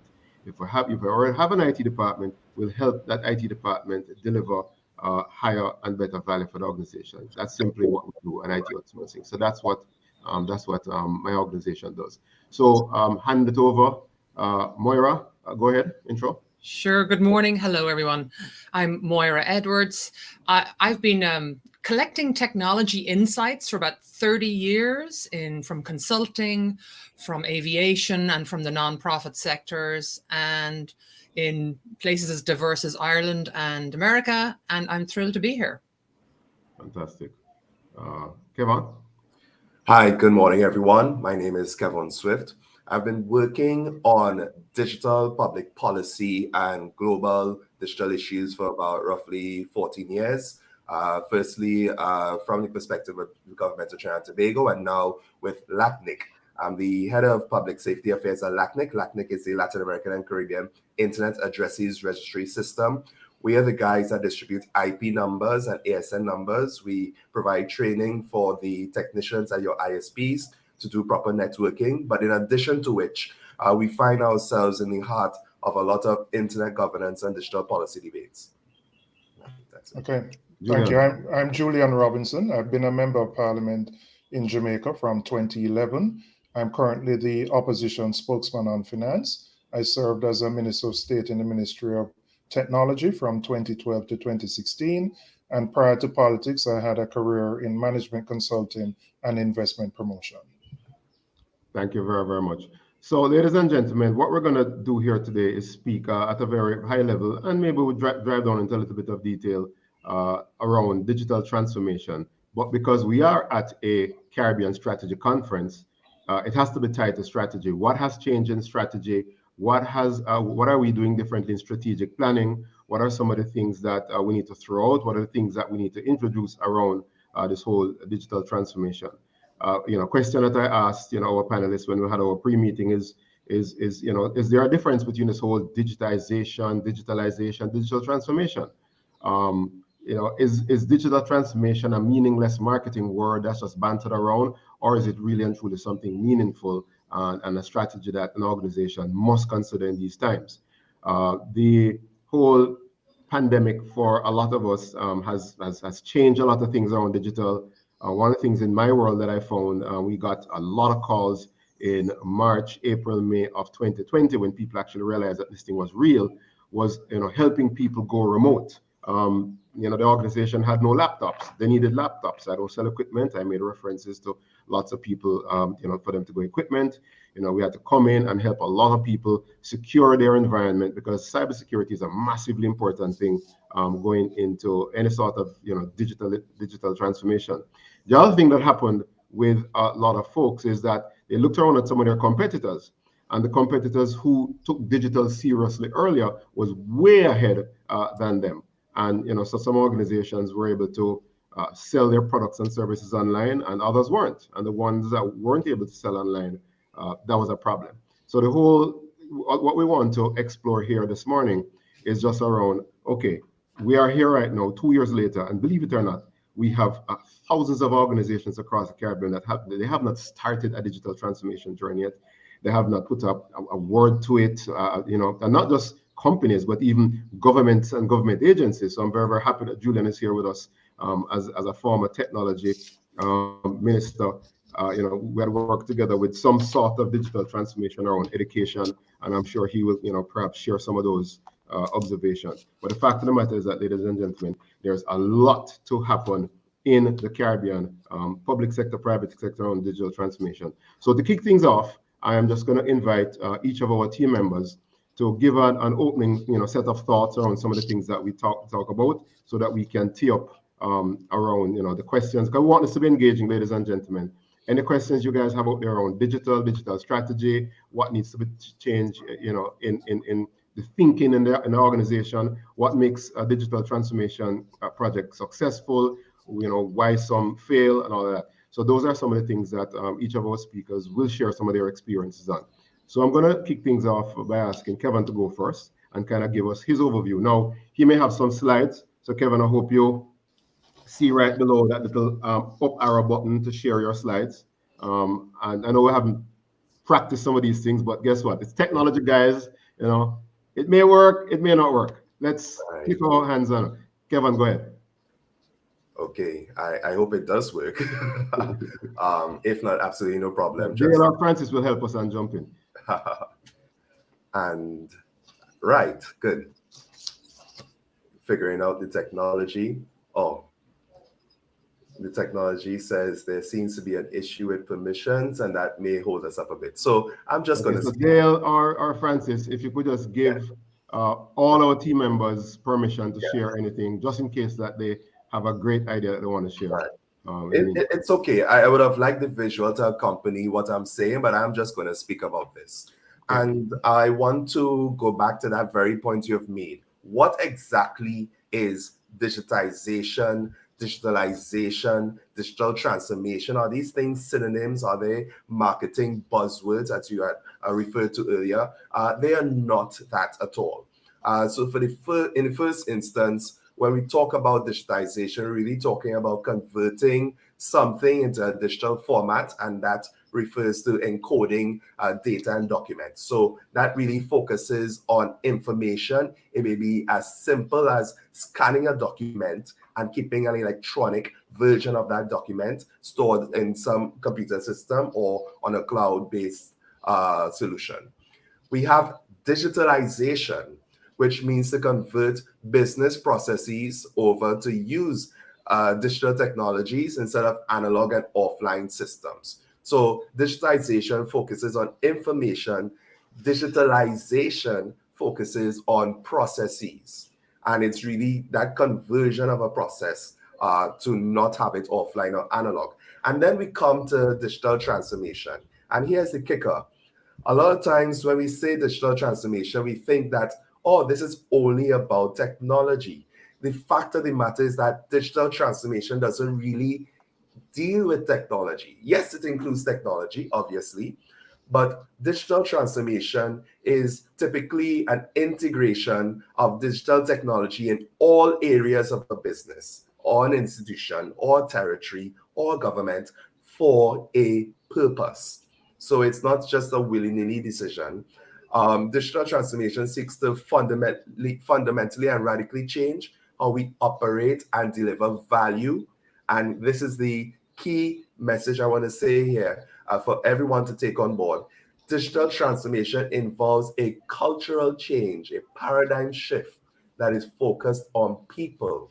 And this is where you have a lot of the sticking points. Organizations need to be able to break from or upend old processes, old ways of doing things, and challenge the status quo in order to fully embrace digital transformation. So 3 different concepts, they are interrelated. One focusing on information, the other one on processes, and then looking at the bigger picture with people in mind, digital transformation. And digital transformation, it could be linked to some old business frameworks we are aware of, the PPT model, people, process, technology. That's been around since the 60s, has been around for quite a while. But more so when it comes to the digital era, focusing on the people element has become even more critical and can even be the make or break for certain firms in this whole new digital dispensation. And I want to move on quickly. And Christopher, you can always check me on the time here because I can just speak despite my croaky voice. This is a segue here. I found out I have a regular cough and I was elated. After 2 years of paranoia and several tests, I was elated to find out I have a regular cough. It's at the tail end, but we can deal with that. You know, I think it adds a bit more character to my delivery voice right now. So coming from a recent OECD report, there's a 2021 OECD report on the digital transformation at SMEs. It had a couple of highlights here I wanted to share with you. One is one that is very obvious to us. The COVID-19 pandemic has been a game changer. And by that, I mean that up to 70% of SMEs across the globe have been using or have intensified their use of digital technologies. Anecdotally, here in the Caribbean, we are aware that there are a lot of small businesses that have moved a lot of their marketing activities and comms activities to social media platforms such as Facebook and Instagram. But here's the issue there. There's a bit of nuance in that. Despite there being this uptick or this intense use of digital technologies, what we do find that it was done because of the constraints of social distancing and lockdown, and it may not have been as strategic as we may want it to have been. The term you've heard a lot over the last 2 years has been digital pivoting, which is really about survival. And you did have some cases of what would have been accelerated digital transformation plans. But the key issue here for us to consider digital transformation really deals with maturity, digital maturity, which is a strategic concept alluding to organizations' ability to create maximum value through digital investments. So digital maturity distinguishes us from just adopting digital technologies for survival, and adopting digital technologies in a strategic way for it to be truly considered digital transformation. And so from a strategic standpoint, it's not just the adoption of digital technologies and digital tools. You must have the right set of protections and security measures. Christopher alluded to that in the preamble to this panel. And I will come back later on to talk about security because that's one of my key focus areas at LACNIC where I work. Okay, so we're going to just move over to Maura right now. Do you have one more point? Just want to finish? Just one last point. Okay. One last point. Going back to the question of people, your digital transformation has to consider what you will call a customer feedback loop that is strategically integrated into how you treat with your product offering and how you do product improvement. And it must focus on upskilling, retraining, and redesign of jobs. So people is at the heart of digital transformation. All right, that's the last point for now. Thanks, Kevin. Fantastic. Lots of fantastic points right there. Maura, over to you. And so perfect. And the one thing I know is that Christopher's going to keep tight control of us. So that's great. So, Kevon comes at this from this big systems, this global perspective. And I know that Julian will come at this as well from a global and a national perspective. But in our work, we work with nonprofits, with membership organizations, and really their focus is on the member. So it's very much, I think if there's one thing I would like you to take away today is to remind you that your digital strategy has to be personal. Like exactly what Kevon is saying about, it's a cultural change, it's about the people. Digital transformation has technology elements, but ultimately it's about your team and your staff and your employees becoming very comfortable with digital tools and your customers being served in new ways because of all that digital capacity. Now, with all of this amazing kind of world of resources available to you, of all the digital tools you could use, how do you figure out what to do for digital transformation to serve your customers and your members better? And so my goal for you today, when you think about your strategic planning, is to really get to know your customers, to use the data in your systems about who they are and where they live and what they're buying and what they're doing so that you know who they are, and then reach out to them with things like a survey, though that's at a bit of a distance. Call them up. Call them up and say, how are you using this product? How are you using our service? What can we do better? Have focus groups. Some of the most eye-opening things I ever did was to go and do site visits for people who are using software that we had developed, and to see, it was eye-opening to see them trying to use a software on this ancient brick of a PC, right? So when you do that, when you really get to know your customer, then you can plan your digital transformation, your strategy, your digital strategy to be in line with where they are and where you want them to go. So those are my starting words of wisdom, Christopher. Thank you very much. Sometimes I have to make sure that I can find the unmute button quickly. Julian, over to you. Thank you. I want to first look at digital transformation within the context of what has happened over the last 2 years with COVID and how it has changed the world and how it has impacted the Caribbean. So it has changed the world in many profound ways that I don't think we will go back to. It has demonstrated that someone can stay in one country and work in another. That remote work is a viable means of doing work and being productive and delivering for your organization. It has also forced companies, and there have been a lot of reluctant companies, to move into a digital environment. So for example, when we went through the periods of lockdown, you couldn't go to a bank, or if you did, it was very difficult to get into. So you were forced to do transactions online. Similarly with utility companies. So it has put more pressure on individuals, companies, and countries to be prepared digitally. So I want to look at it from the perspective, the public policy perspective. What should a government do in an environment like this? It means that, for example, your telecommunications infrastructure and backbone has to be world-class. So from the perspective of policy, and that's where I believe government should play, government has to put in place policy and legislation that facilitates competition so that you have a robust telecoms infrastructure, which is affordable. Why is that important? Because for 2 years, schools could not have face-to-face classes. Kids had to be logging on online. And as such, you had to have kids in rural areas accessing school remotely. So it has forced that, which I believe is a good thing because that infrastructure can be used for other things. Secondly, it has also shown up that there is a divide, and some of the divisions which existed before have been amplified. Amplified in the sense that those who have access to devices, access to technology, internet, have made that transition to a great extent, and those who don't. And those who don't have to some extent been left behind. So there is more of an impetus on the part of governments and public policy to ensure that those who don't have access are brought into the net.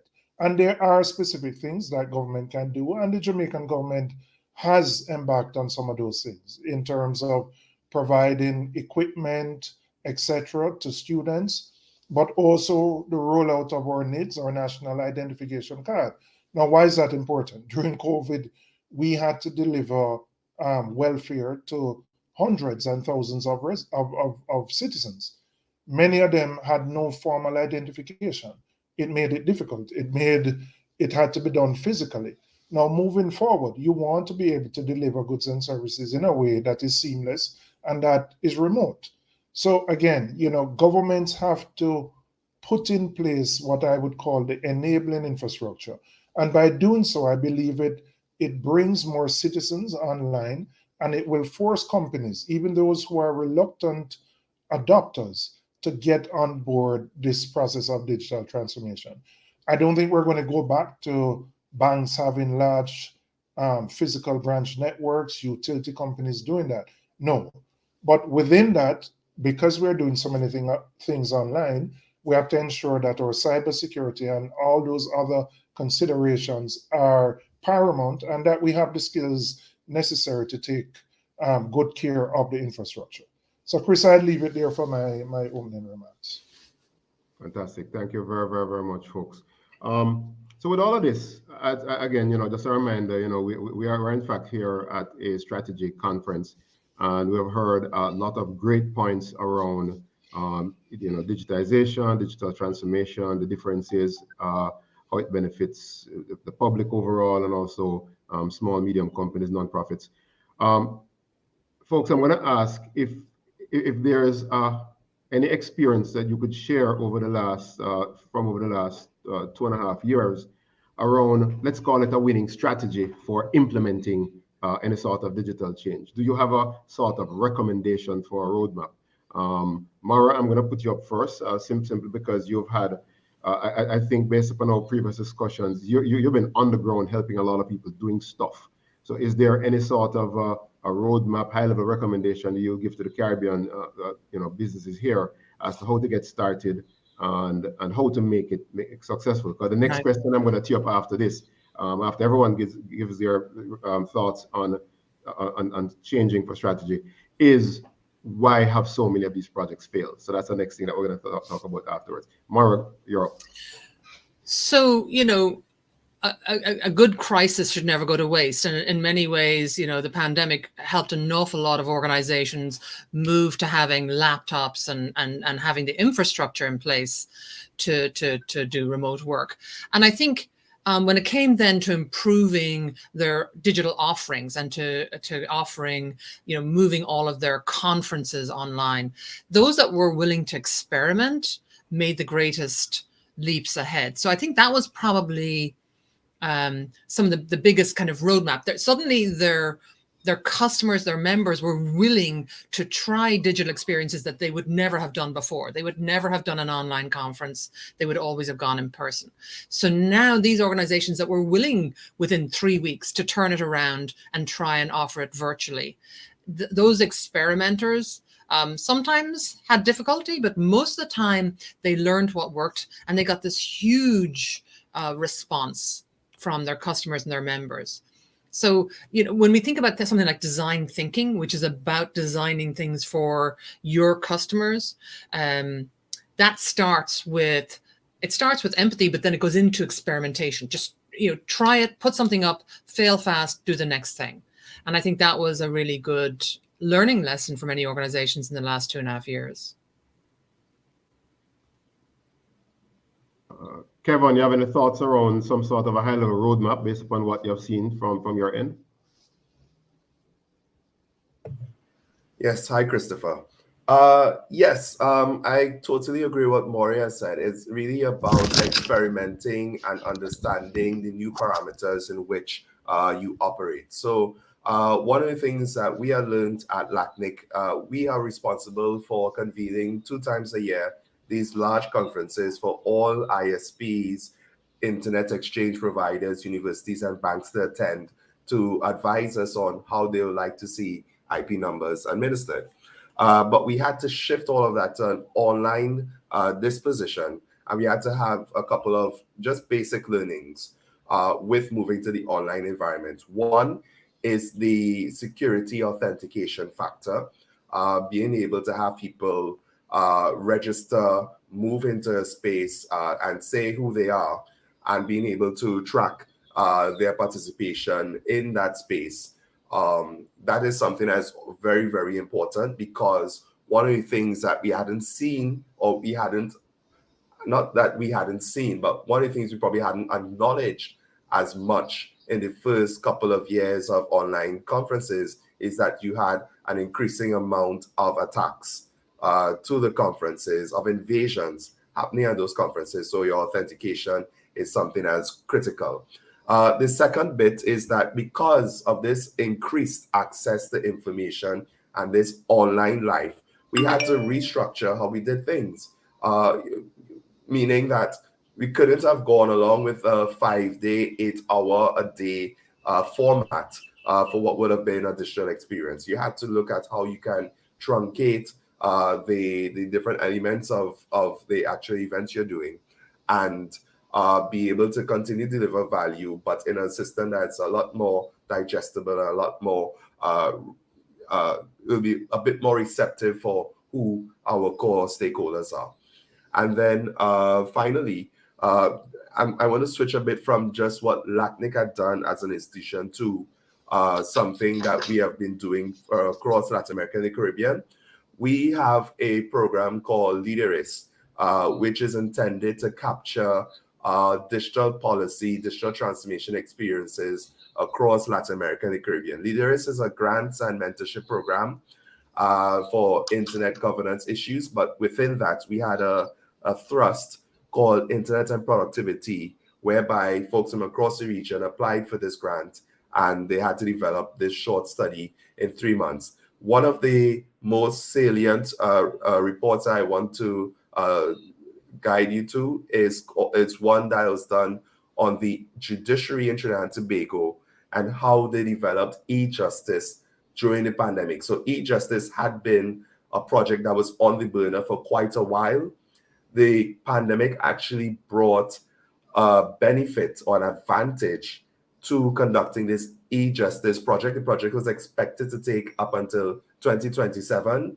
And according to this report to date, 95 of the project had been delivered in the first quarter of 2022. So that's a significant amount of savings. Inside of there are lots of practices that I think Caribbean institutions can identify with as to how you go about with your experimenting, your proof of concepts, your rejecting when something goes wrong, and how you go about testing to get something that is usable for the long term. So I'll stop there. Julian, I'm going to show a few slides here. I think the technology is now working. Share screen. I hope this button works. I'm going to share screen one. Share, and do let me know, folks, if you're actually seeing my screen at all. Yep. Yes, we're seeing it now. Yeah. So I did a presentation for the Private Sector Organization of Jamaica. They had a conference with about 1,000 people attending recently. And one of the things that they asked me to do was just to talk about this whole digital transformation. So Kevin, based upon something you said a while ago, and of course, Mara also made a contribution similar, and Julian, something that he spoke about, the pre-COVID versus now, is that, and there's a slide that I used, and I actually got feedback from my team. No, Chris, don't use a slide. People don't like to be compared to monkeys. I said, no, it's not about the monkey. Just focus on the words. And all I was saying here is what didn't happen in 3 years happened in 3 months, right? And, just a quick move, especially for those folks who are ready to even sell online or collect money online. There's a discussion about change management that popped up. Everyone likes ideas change as long as it has nothing to do with them, right? And that's also something that I think we have to have a little discussion around change management. And I think I did see a comment in the in the chat around change and change management. And of course, we have said various versions of this. What the transformation is involves use of technology to radically improve the performance or reach of business. And there's a fair amount of people that, for them, digital transformation is just having online meetings. But hey, that's a start, right? And in terms of roadmap, one of the things that I've in the discussions with folks who have small business and things like work, I guess the same foundational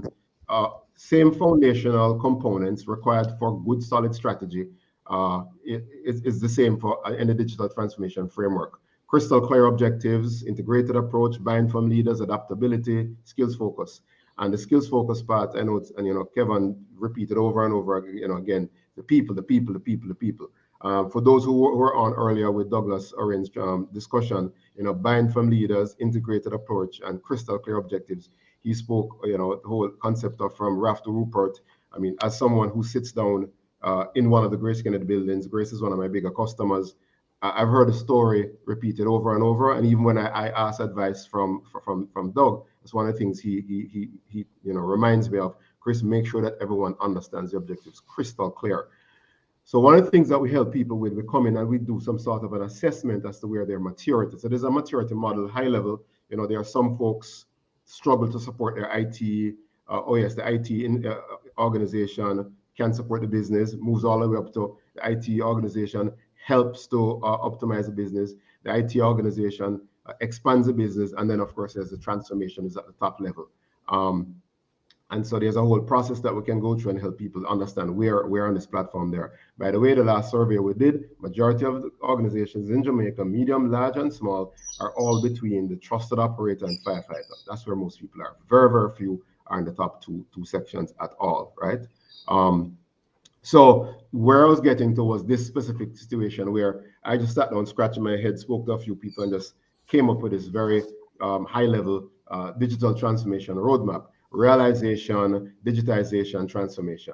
And the realization is just, oh my, we need to do something now. And having that buy-in from everyone. But it's the figuring out what do you do? Why are we doing it? What's the strategy around doing it? How we're going to get it done? Is there any specific focus? The money part, and of course, the people, right? And, as an example, Kevin gave a very nice breakdown in this, the digital transform earlier. And this is an example I gave out to the folks. And, President of PSOJ, Keith Duncan, used it over and over in our talk afterwards. I just said, guys, is your HR department still filling out forms, paper forms? Digitize that. Do you have internal approval processes requiring somebody to print something and a manager to sign something? Digitize that. Are you still issuing paper invoices? Digitize that. How are your customers engaging with your organization? Digitize that. Right? Do all your systems generate data? Are they integrated with each other? Digitize that. So there's a fair amount to be done to move, whether it's public organizations, private organizations, to the next level. And then, of course, the transformation. At the end of it, there has to be something has to change. We have to do something differently. Sadly, some people are digitizing processes, and the processes practically remain the exact same, and it just happens faster, right? And we're like, well, hold on, this thing's supposed to change the experience with me and the organization. I gave a little bit, the situation, and I was reading one of the comments. I don't think it's a conference. The technology needs to catch up with our needs. Fantastic comment there from Chris Fox. My wife sent me out to buy a laptop for my daughter, and I was in Florida, and she had told me that look, Chris, just go to the Apple store. They have this new thing called Apple Pay. Just I tried applying for Apple Pay online in Jamaica. Didn't work, right? Don't know what the reason was. Maybe I'd put in some wrong information. So I'm in the store, got the laptop ready to go, and then I turned to the lady. I said, hold on there. Can I apply for Apple Pay from here? She said, do you have an iPhone? I said, sure. She said, lend me the phone. She said, wallet on it? Yes, press the button for the wallet. Okay, fill in information. I'm standing there, fill in information. Took a few minutes, enter. And then I'm like, lady, last time I tried this, and before I could finish the sentence, bloop, approved. And all of a sudden, I have 12 payments for this laptop for the next 12 months, 0 interest. And I walk out the door not paying a thing, because I did come prepared to use my credit card, but also Apple is now facilitating me. I know in my mind, I just sat there and I said, this is digital transformation, right? And several times I'm in organizations and I challenge them, how can you give me an experience like that with your company?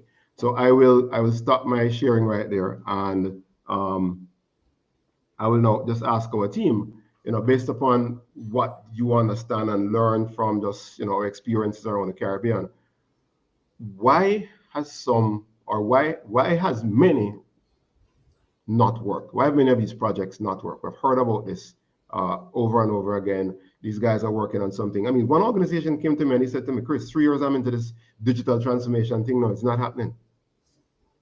So, Julian, go ahead. Yeah, sure. I think I want to look at it from 3 perspectives. First, what does this mean for your customers? If you're in the business of delivering physical goods or if you're delivering services, what has changed in the last 2 years with COVID? How can you make it seamless for your customers to access either the goods or services that you have? Are your customers in a position to access these things digitally? Because across the Caribbean, we have a divide. Some people will have access, some don't. So the first thing I think you have to understand is who your customers are and in determining the strategy, it has to be about making it easier for your customers. The second thing I think you have to look at is who are your employees, the people who are actually going to create either the physical goods or the services. How have they been impacted over the 2 years? You may have had a big office with a lot of space. You still need that? Maybe not. Can your team work from home? Yes. If they can work from home, what are the implications of that? You spoke about getting laptops, but what about security? What about networking? What are the protocols that you have put in place to ensure that the physical environment that you had is replicated when people are working remotely? And then the third thing you have to look at is, how am I going to still create value to my customer that I can extract a payment for it in this environment? Because that's ultimately what the final thing is about. You're running a business, you have to earn revenues. What is it that I'm going to do to make this interaction? You gave the Apple example. Unfortunately, you only could do it when you went abroad, but you'd want to do it here. And you should be in a position where you could do it here and get the laptop delivered to you here via FedEx or whatever to your house, obviously for a fee, versus jumping on a plane to Miami. So the question is, and we have seen that, for example, with Amazon and how Jamaicans have used that during the pandemic. So for me, you have to look at the 3 elements: your customers, the employees, and the value that you're hoping to continue to create, and how the transformation enables those 3 things in a way that it is positive for all 3. Because your customers have to be happy, your employees have to be happy, and you have to recognize we are in an environment where some employees will never come back into an office. Are you okay with that as a business if the employee still delivers value? So those are considerations, I believe, that should guide whatever that transformation strategy is. And I think we get bogged down too much, I think, in the technology and trying to fix the technology without defining the strategic parameters before we start to deal with the technology. Thank you very, very, very much, Julian. Moira or Kevin, anyone can jump in with any additional comments here.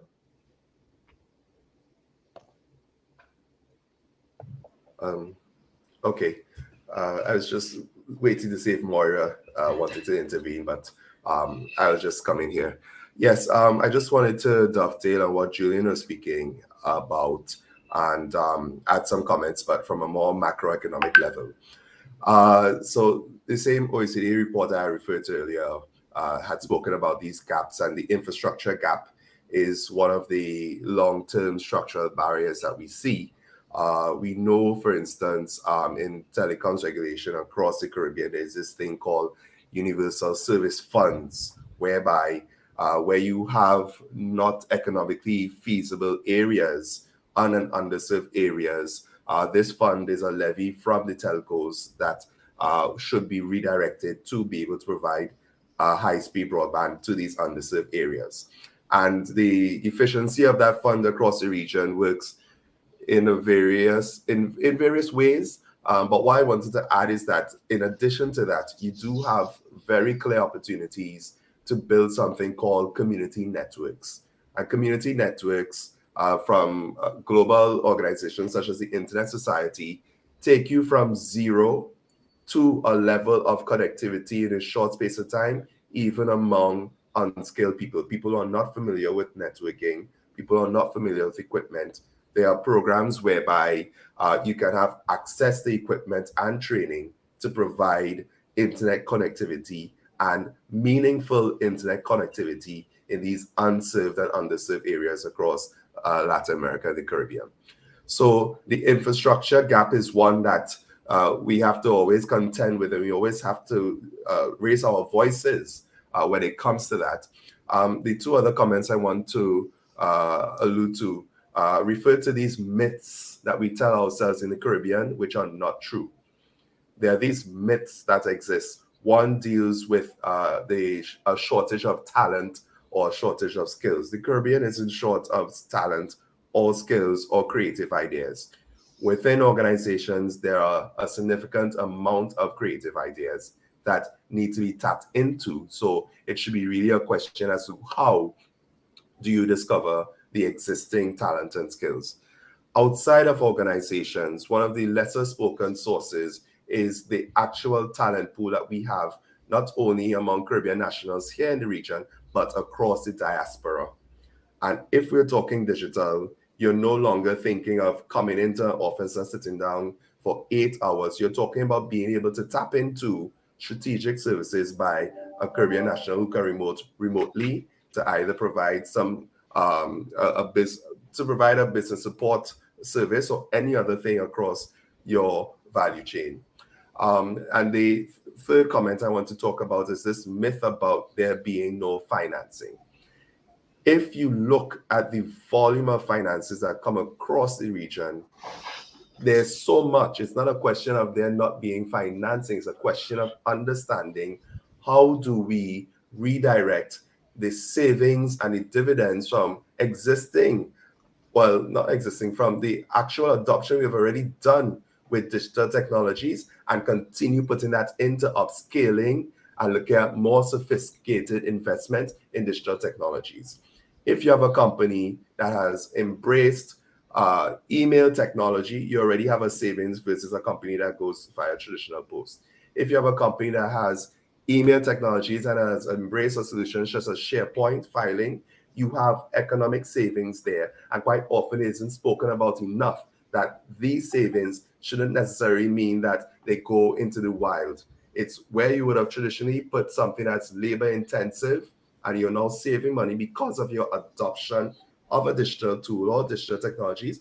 How do you continue reinvesting that into something like cloud support services or even adopting digital platforms? The benefits of adopting digital platforms, besides using it for comms and other business functions, is that all of these have intertwined in them business intelligence and business analytics and data analytics, which would have come at a significant cost if you were to look at it from a labor intensive focus. So the finance question is that there is finance, is a question as to how do we tap into that finance? How do we redirect savings from existing digital adoption and put it back into what would be upscaled and sophisticated digital transformation? Thanks, Moira. And Chris, I just wanted to add on to this whole idea of access. And I just came back from spending 6 weeks in Ireland, and access to internet can be quite spotty over there as well. But in my mother's house, somebody important lives out the road. So we had great Wi-Fi, right? So, but in the US, in general, certainly in the metro areas, access is pretty good. But what we now see as well is a recognition of, access for those with disabilities. So when you think about digital transformation, you actually begin to think about wider issues of access as beyond the physical infrastructure, through to things like closed captioning, through to, like ways that we, and a recognition that going into the office is about access as well. If you have if you are immunocompromised and you've got to get in a bus or you've got to get in a metro train, you know, and you don't have a car, like there's a lot of ways in which I think this whole last 2 years raised issues about giving people access and being at home, if you have the Wi-Fi, really is a huge accessibility bonus for many people who don't have to physically manage to get into the office. I had to, Mara, you know, that last part about the Wi-Fi, the quality of the Wi-Fi hit home with me at the beginning of the pandemic because, of course, my board meetings had to move online.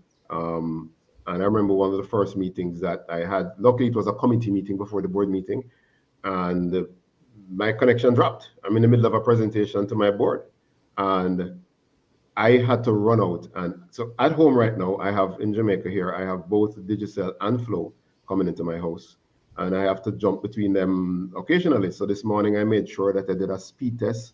I made sure that I was connected to the fastest one this morning. I won't tell you which one it is, but I had to make sure that, and there have been several times when in the middle of a presentation, I had to switch, as happened with us when we had our pre-meeting earlier this week.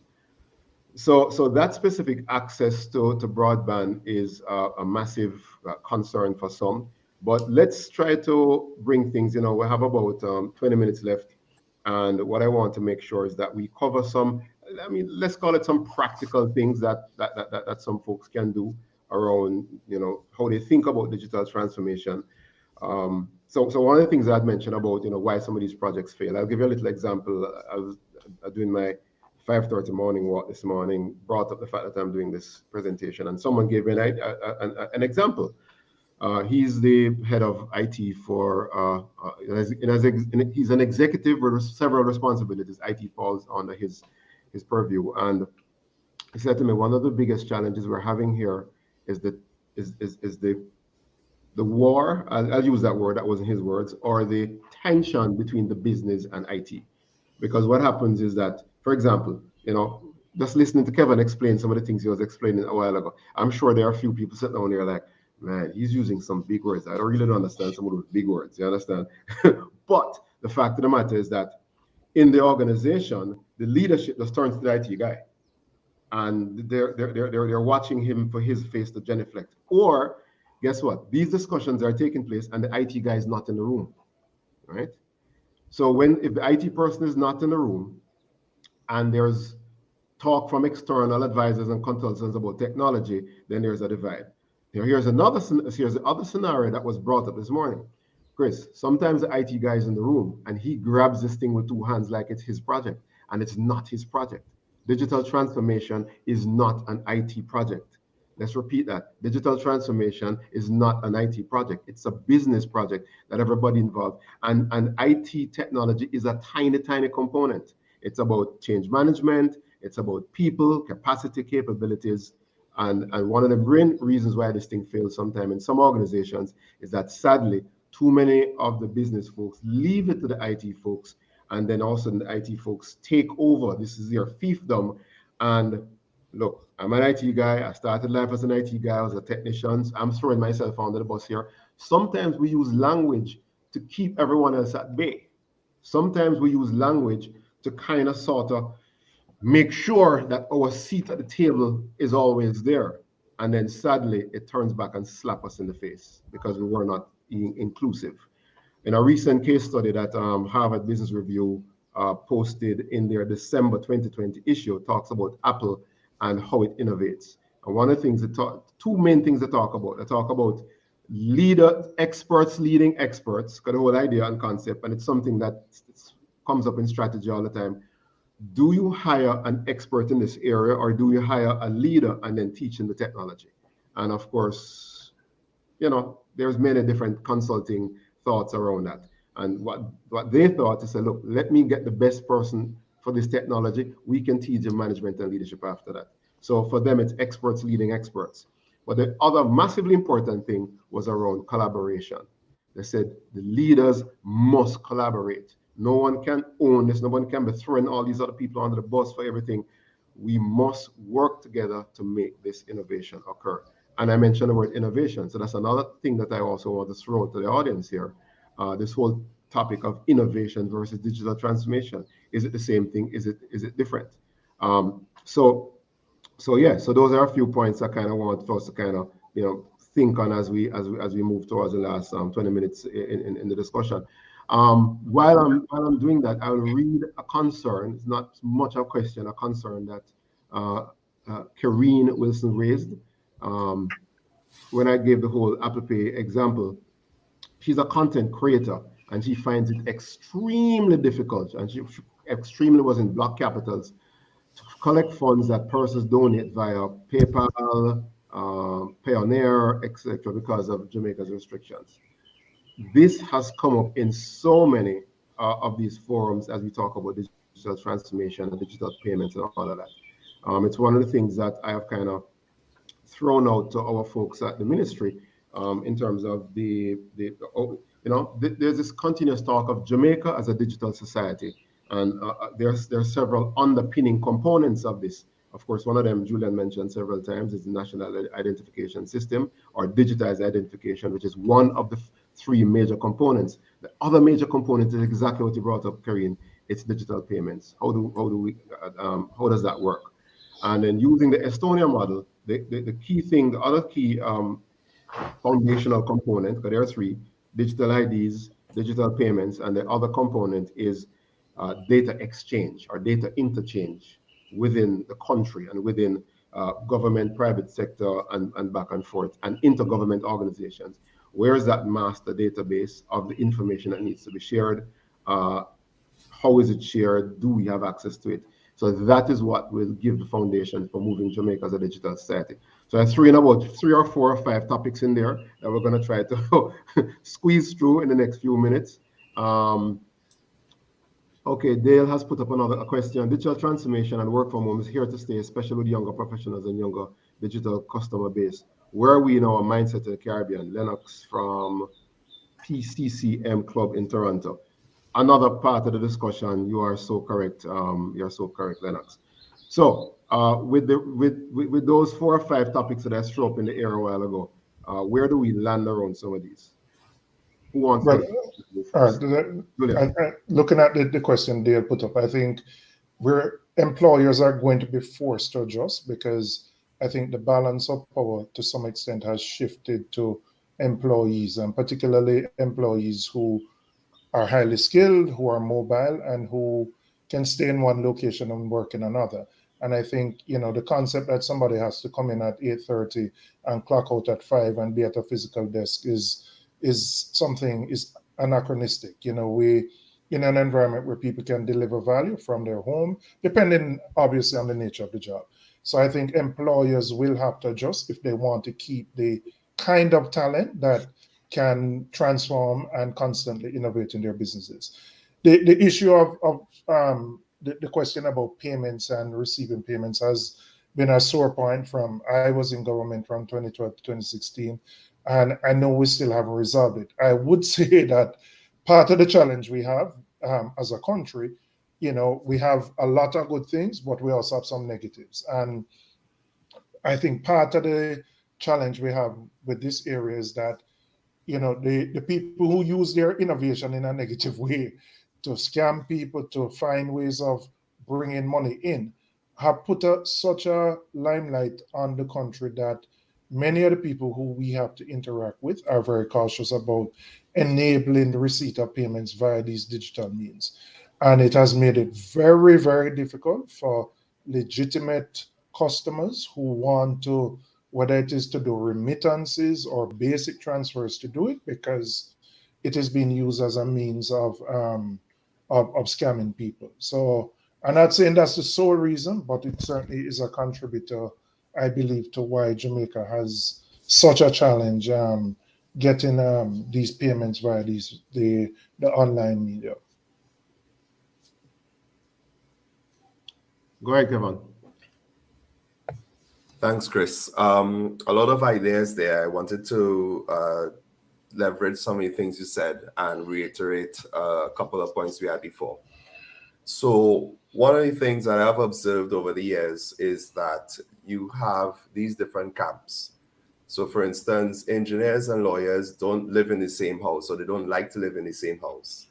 neither do IT people and policymakers, and yet we're expected to all face digital transformation together. You're quite right. We have to undo this mindset that transformation is the IT manager's problem. And we have to find a way of structuring more cross-fertilization. I think this conference is a good example of there being cross-fertilization between people with one set of competencies and skills, and having people with other sets of competencies come in and start to share information and co-construct.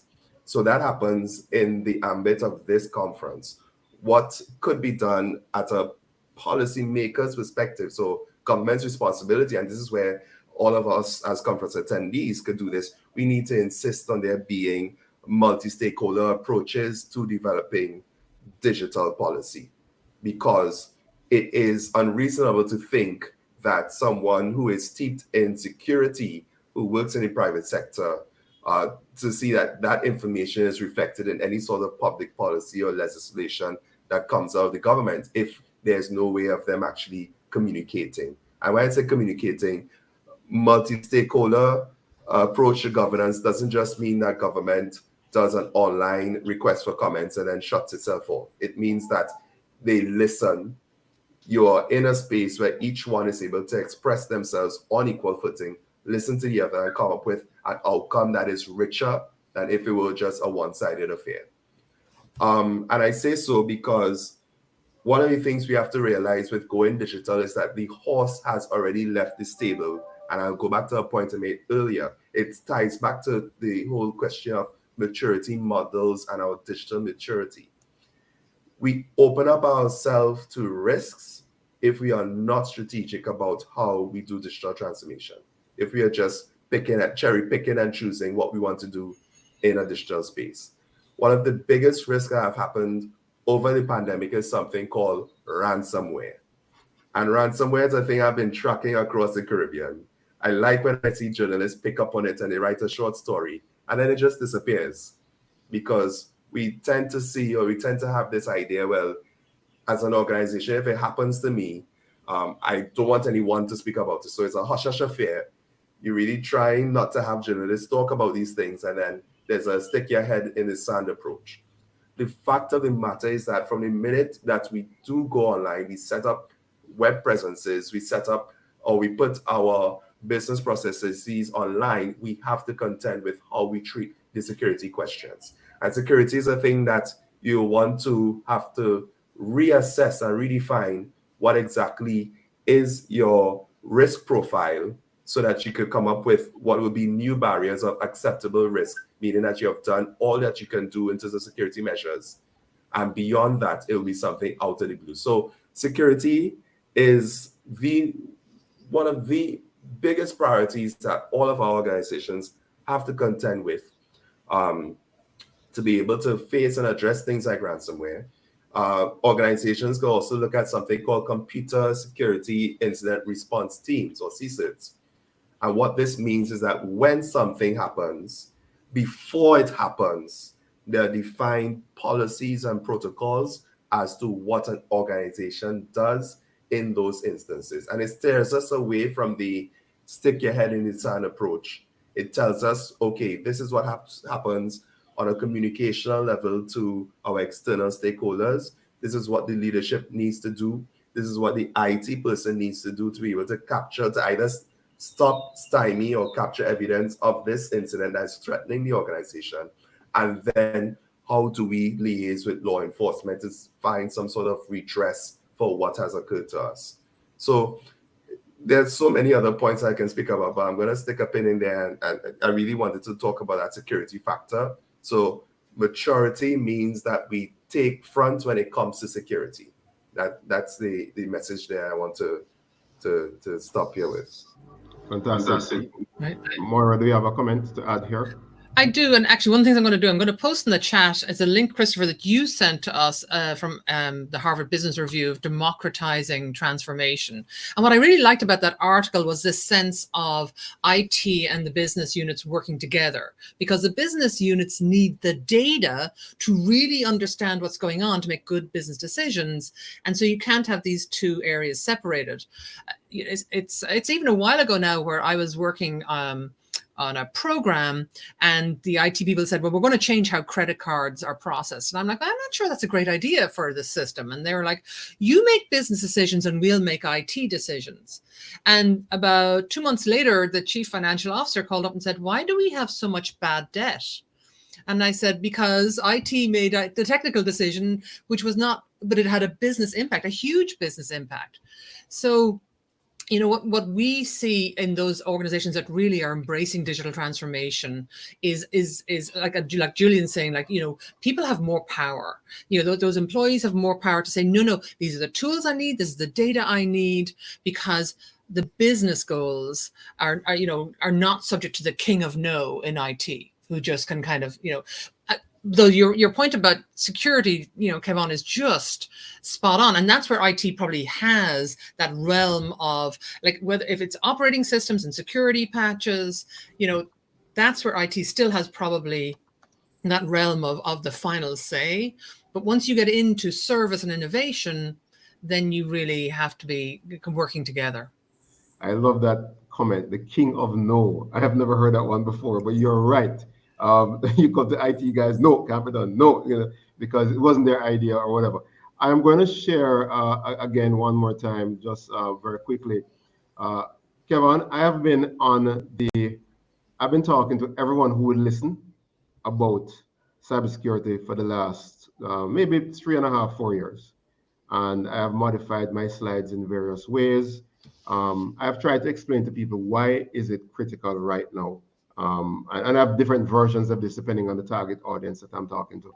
I try to talk about the global situation, and of course I also talk about the local situation and the ones close to us. And I do have a newer slide that brings in the JMMB $40 million plus situation just week before last. And some people sadly just keep on believing that this has nothing to do with me. I mean, nobody's coming after me. And I'm like, no, the ransomware that you talk about, Kevin, a while ago, it's a scattershot approach. It's just the systems are out there just throwing phishing out there. As I just said, it's phishing. It's whoever will hook. And once you get hooked and your data is compromised, then it's goodbye. And why we don't hear about it? It's not newsworthy. It's getting to be newsworthy a little bit, but not, you know, it's embarrassing to admit, horrible PR, you know, legal ramifications around it. But one of the things that we're having in Jamaica right now, and I know a few other Caribbean islands do have it, is there's a legal requirement. So we do have Office of Information Commissioner in place, and she's ramping up her capabilities right now. And the fact of the matter is that, you know, by law, you have to report if you're processing private information for whether it's your staff or your customers and it gets compromised, you have to let the commissioner know, right? And so there's a requirement for technical measures, and then there's a requirement for organizational measures to ensure that you keep people's data private. And so this is something that for us in the IT security, cybersecurity industry, we've been kind of asking for a while. Now it's here. Yes, Dale, cyber criminals do have PhDs. And that is also one of the challenges. The attacks are getting more sophisticated and they're getting more complicated, right? So we do have some legal requirements right now. So at the end of the day, we have some leg to stand on when we go into organizations and they say, look, I'm here to, you know, help you audit your situation, just to give you some sort of a report, maturity level, some sort of a feel as to what's your standing in terms of protection, what capabilities do you actually have, and give them some sort of a roadmap. Sadly, we're still pushing that rock uphill because not everyone is just jumping at the bits to do that. So in our last 10 minutes, folks, or last 8 minutes to be exact, what I'm going to do is ask each of my panelists to, if there's any final takeaways or final thoughts that they have that they definitely don't want to leave here without saying, if we could do a round robin around it. Let me just run through some of the comments that have been here, because there have been a lot of comments. Thanks for the engagement, folks. I saw one that was, I thought, pretty interesting. Kelly McIntosh mentioned her approach with respect to, as a non-IT person, she have used to automate, improve processes to invite the IT person into the room, paint the picture of the pain points, and work on the relationship that way. And in the end, I think further down, she says, guess what? The more I interacted and collaborated with IT, the more tech savvy she became, and the more commercial business savvy the IT person became. So that, I think, is a great example of collaboration. She got a lot of thumbs up right there. So that's something that I want to highlight. Collaboration is massively important across the board for this thing to work. It's not going to work otherwise. Trisha, I think organizations keeping secret their challenges with security is a way to somewhat maintain some amount of confidence. Sadly, yes, but in our more advanced countries, there are laws requiring disclosure. Lisa Marie Alexander, question on the screen: how do you ensure digital strategy transformation is part of the strategic agenda? Great question, and I think it's a good, perhaps, closeout question. Moira, Kevin, Julian, how do we answer that one right there? How do we ensure it's part of the strategic agenda? Julian, I'm also going to ask you, throw in a secondary question. As someone who has been a volunteer in a fair amount of things that, trying to make sure that Jamaica gets towards a digital society, I have come across a plethora of studies. And Kevin, I don't know, your organization probably helped with some of these studies, but one of the things that I realized that, almost every multinational does some sort of a study, and there's all of these reports. And what I've asked your counterpart in the administration, why do we need any more studies? We're studied out the wazoo. UNDP does one, World Bank does one, IDB has another one, and everyone has recommended something else that they're going to bring in somebody else to do. Julian, help us. Well, let me tell you, part of the problem is when you ask for multilateral help, whether it is grant, whether it is loan funding, it starts with some form of study or consultancy to determine the problem, make recommendations, which will then lead to a project. And so generally you end up with all these studies because as any small developing country, you're seeking assistance to get things done. And generally the study is done as a grant or the consultancy, but then the implementation is generally a loan, right? So, and I was in government, we had that experience, and it's the same here. I think, if we had our own resources to take on some of these things, we could move more quickly to implementation, but we don't. But the other challenge is we also have an implementation deficit as a region, as a country. The skills that we're talking about are in very high demand.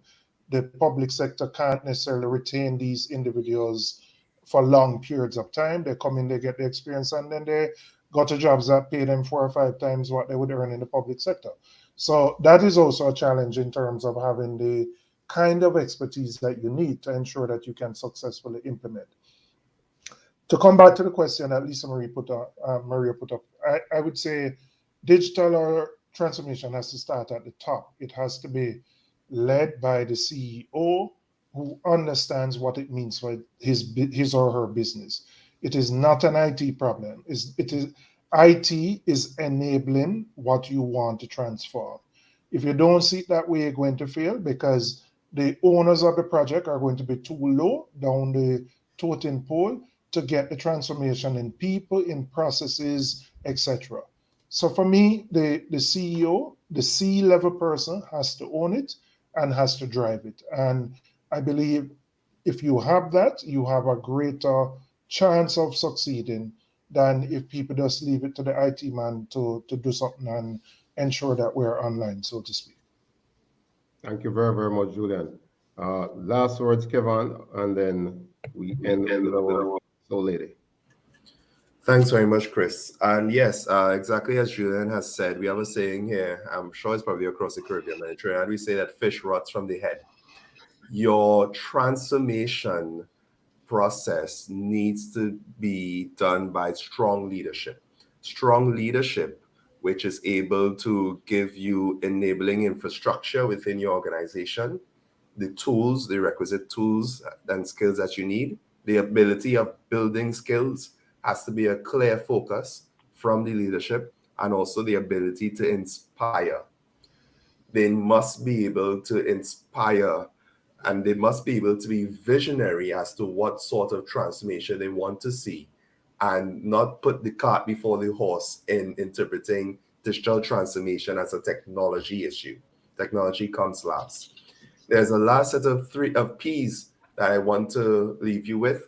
I've said people so many times, but I'm going to say it again. People who are adequately equipped and empowered, they can help chart the way. So again, it ties back to leadership, being able to adequately equip and educate people so that they can be empowered to chart the way. There are policies on infrastructure, policies that need to be enabling in order to be able to transform. Again, leadership needs to be responsible for setting those policies, not in a vacuum, not all on its own, but setting policies through an open process that will help lead the way and ensure that you have enough enabling infrastructure within the organization to lead the organization forward. And last but not least, something that it hurts us culturally, persistence, having the confidence and the boldness and the faith to make an energized way forward. When you fail, you simply find out a way of something that will not work, but you need to persist. Too often, we look at failure as the be-all and end-all to anything, and we revert to the risk-averse nature within us. But what I'm saying is that in going digital, in doing anything digital, that horse has left the stable, and you are in what you call it's a situation where there's no stopping. It's either do or die at that point.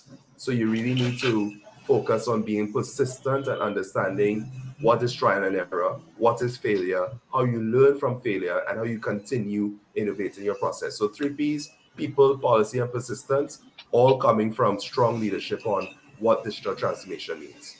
Thanks, Kevin. Moira, you have the last word. The very last word.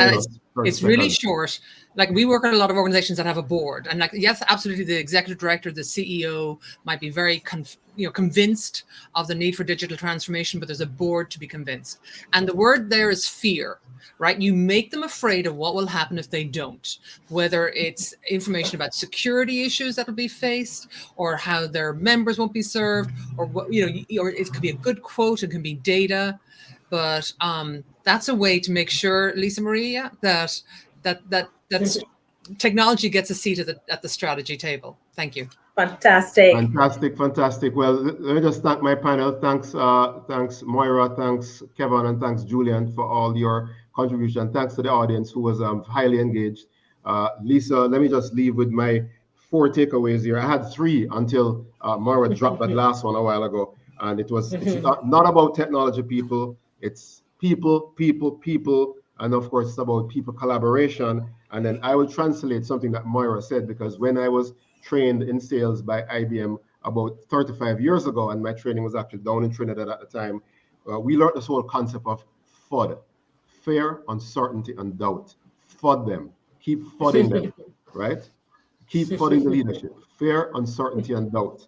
Right, and it has to be at the board level. If you don't do this, here's what's going to happen. So I agree with them. It has to be at the board level. Fear, uncertainty, and doubt, and just let them know, if you don't do this, you're going to miss out. And Douglas Orion gave us some of that some of that concept, the whole black swan and extinction. This discussion earlier this morning. Ladies and gentlemen, thank you very much.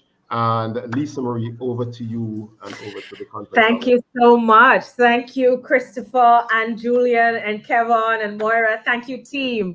What an awesome discussion. And you know, I'm not going to rephrase or paraphrase again, it's been said, but the importance of people in a transformation of any kind. And for me, the takeaway, this is if you're just joining us, this is the Caribbean Strategy Conference. So we're talking about how do we do it? How do we execute it? How are we successful at it?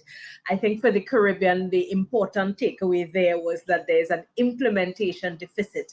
So for organizations, in order to focus on implementation, I think what we heard from this panel is that we're focusing on people.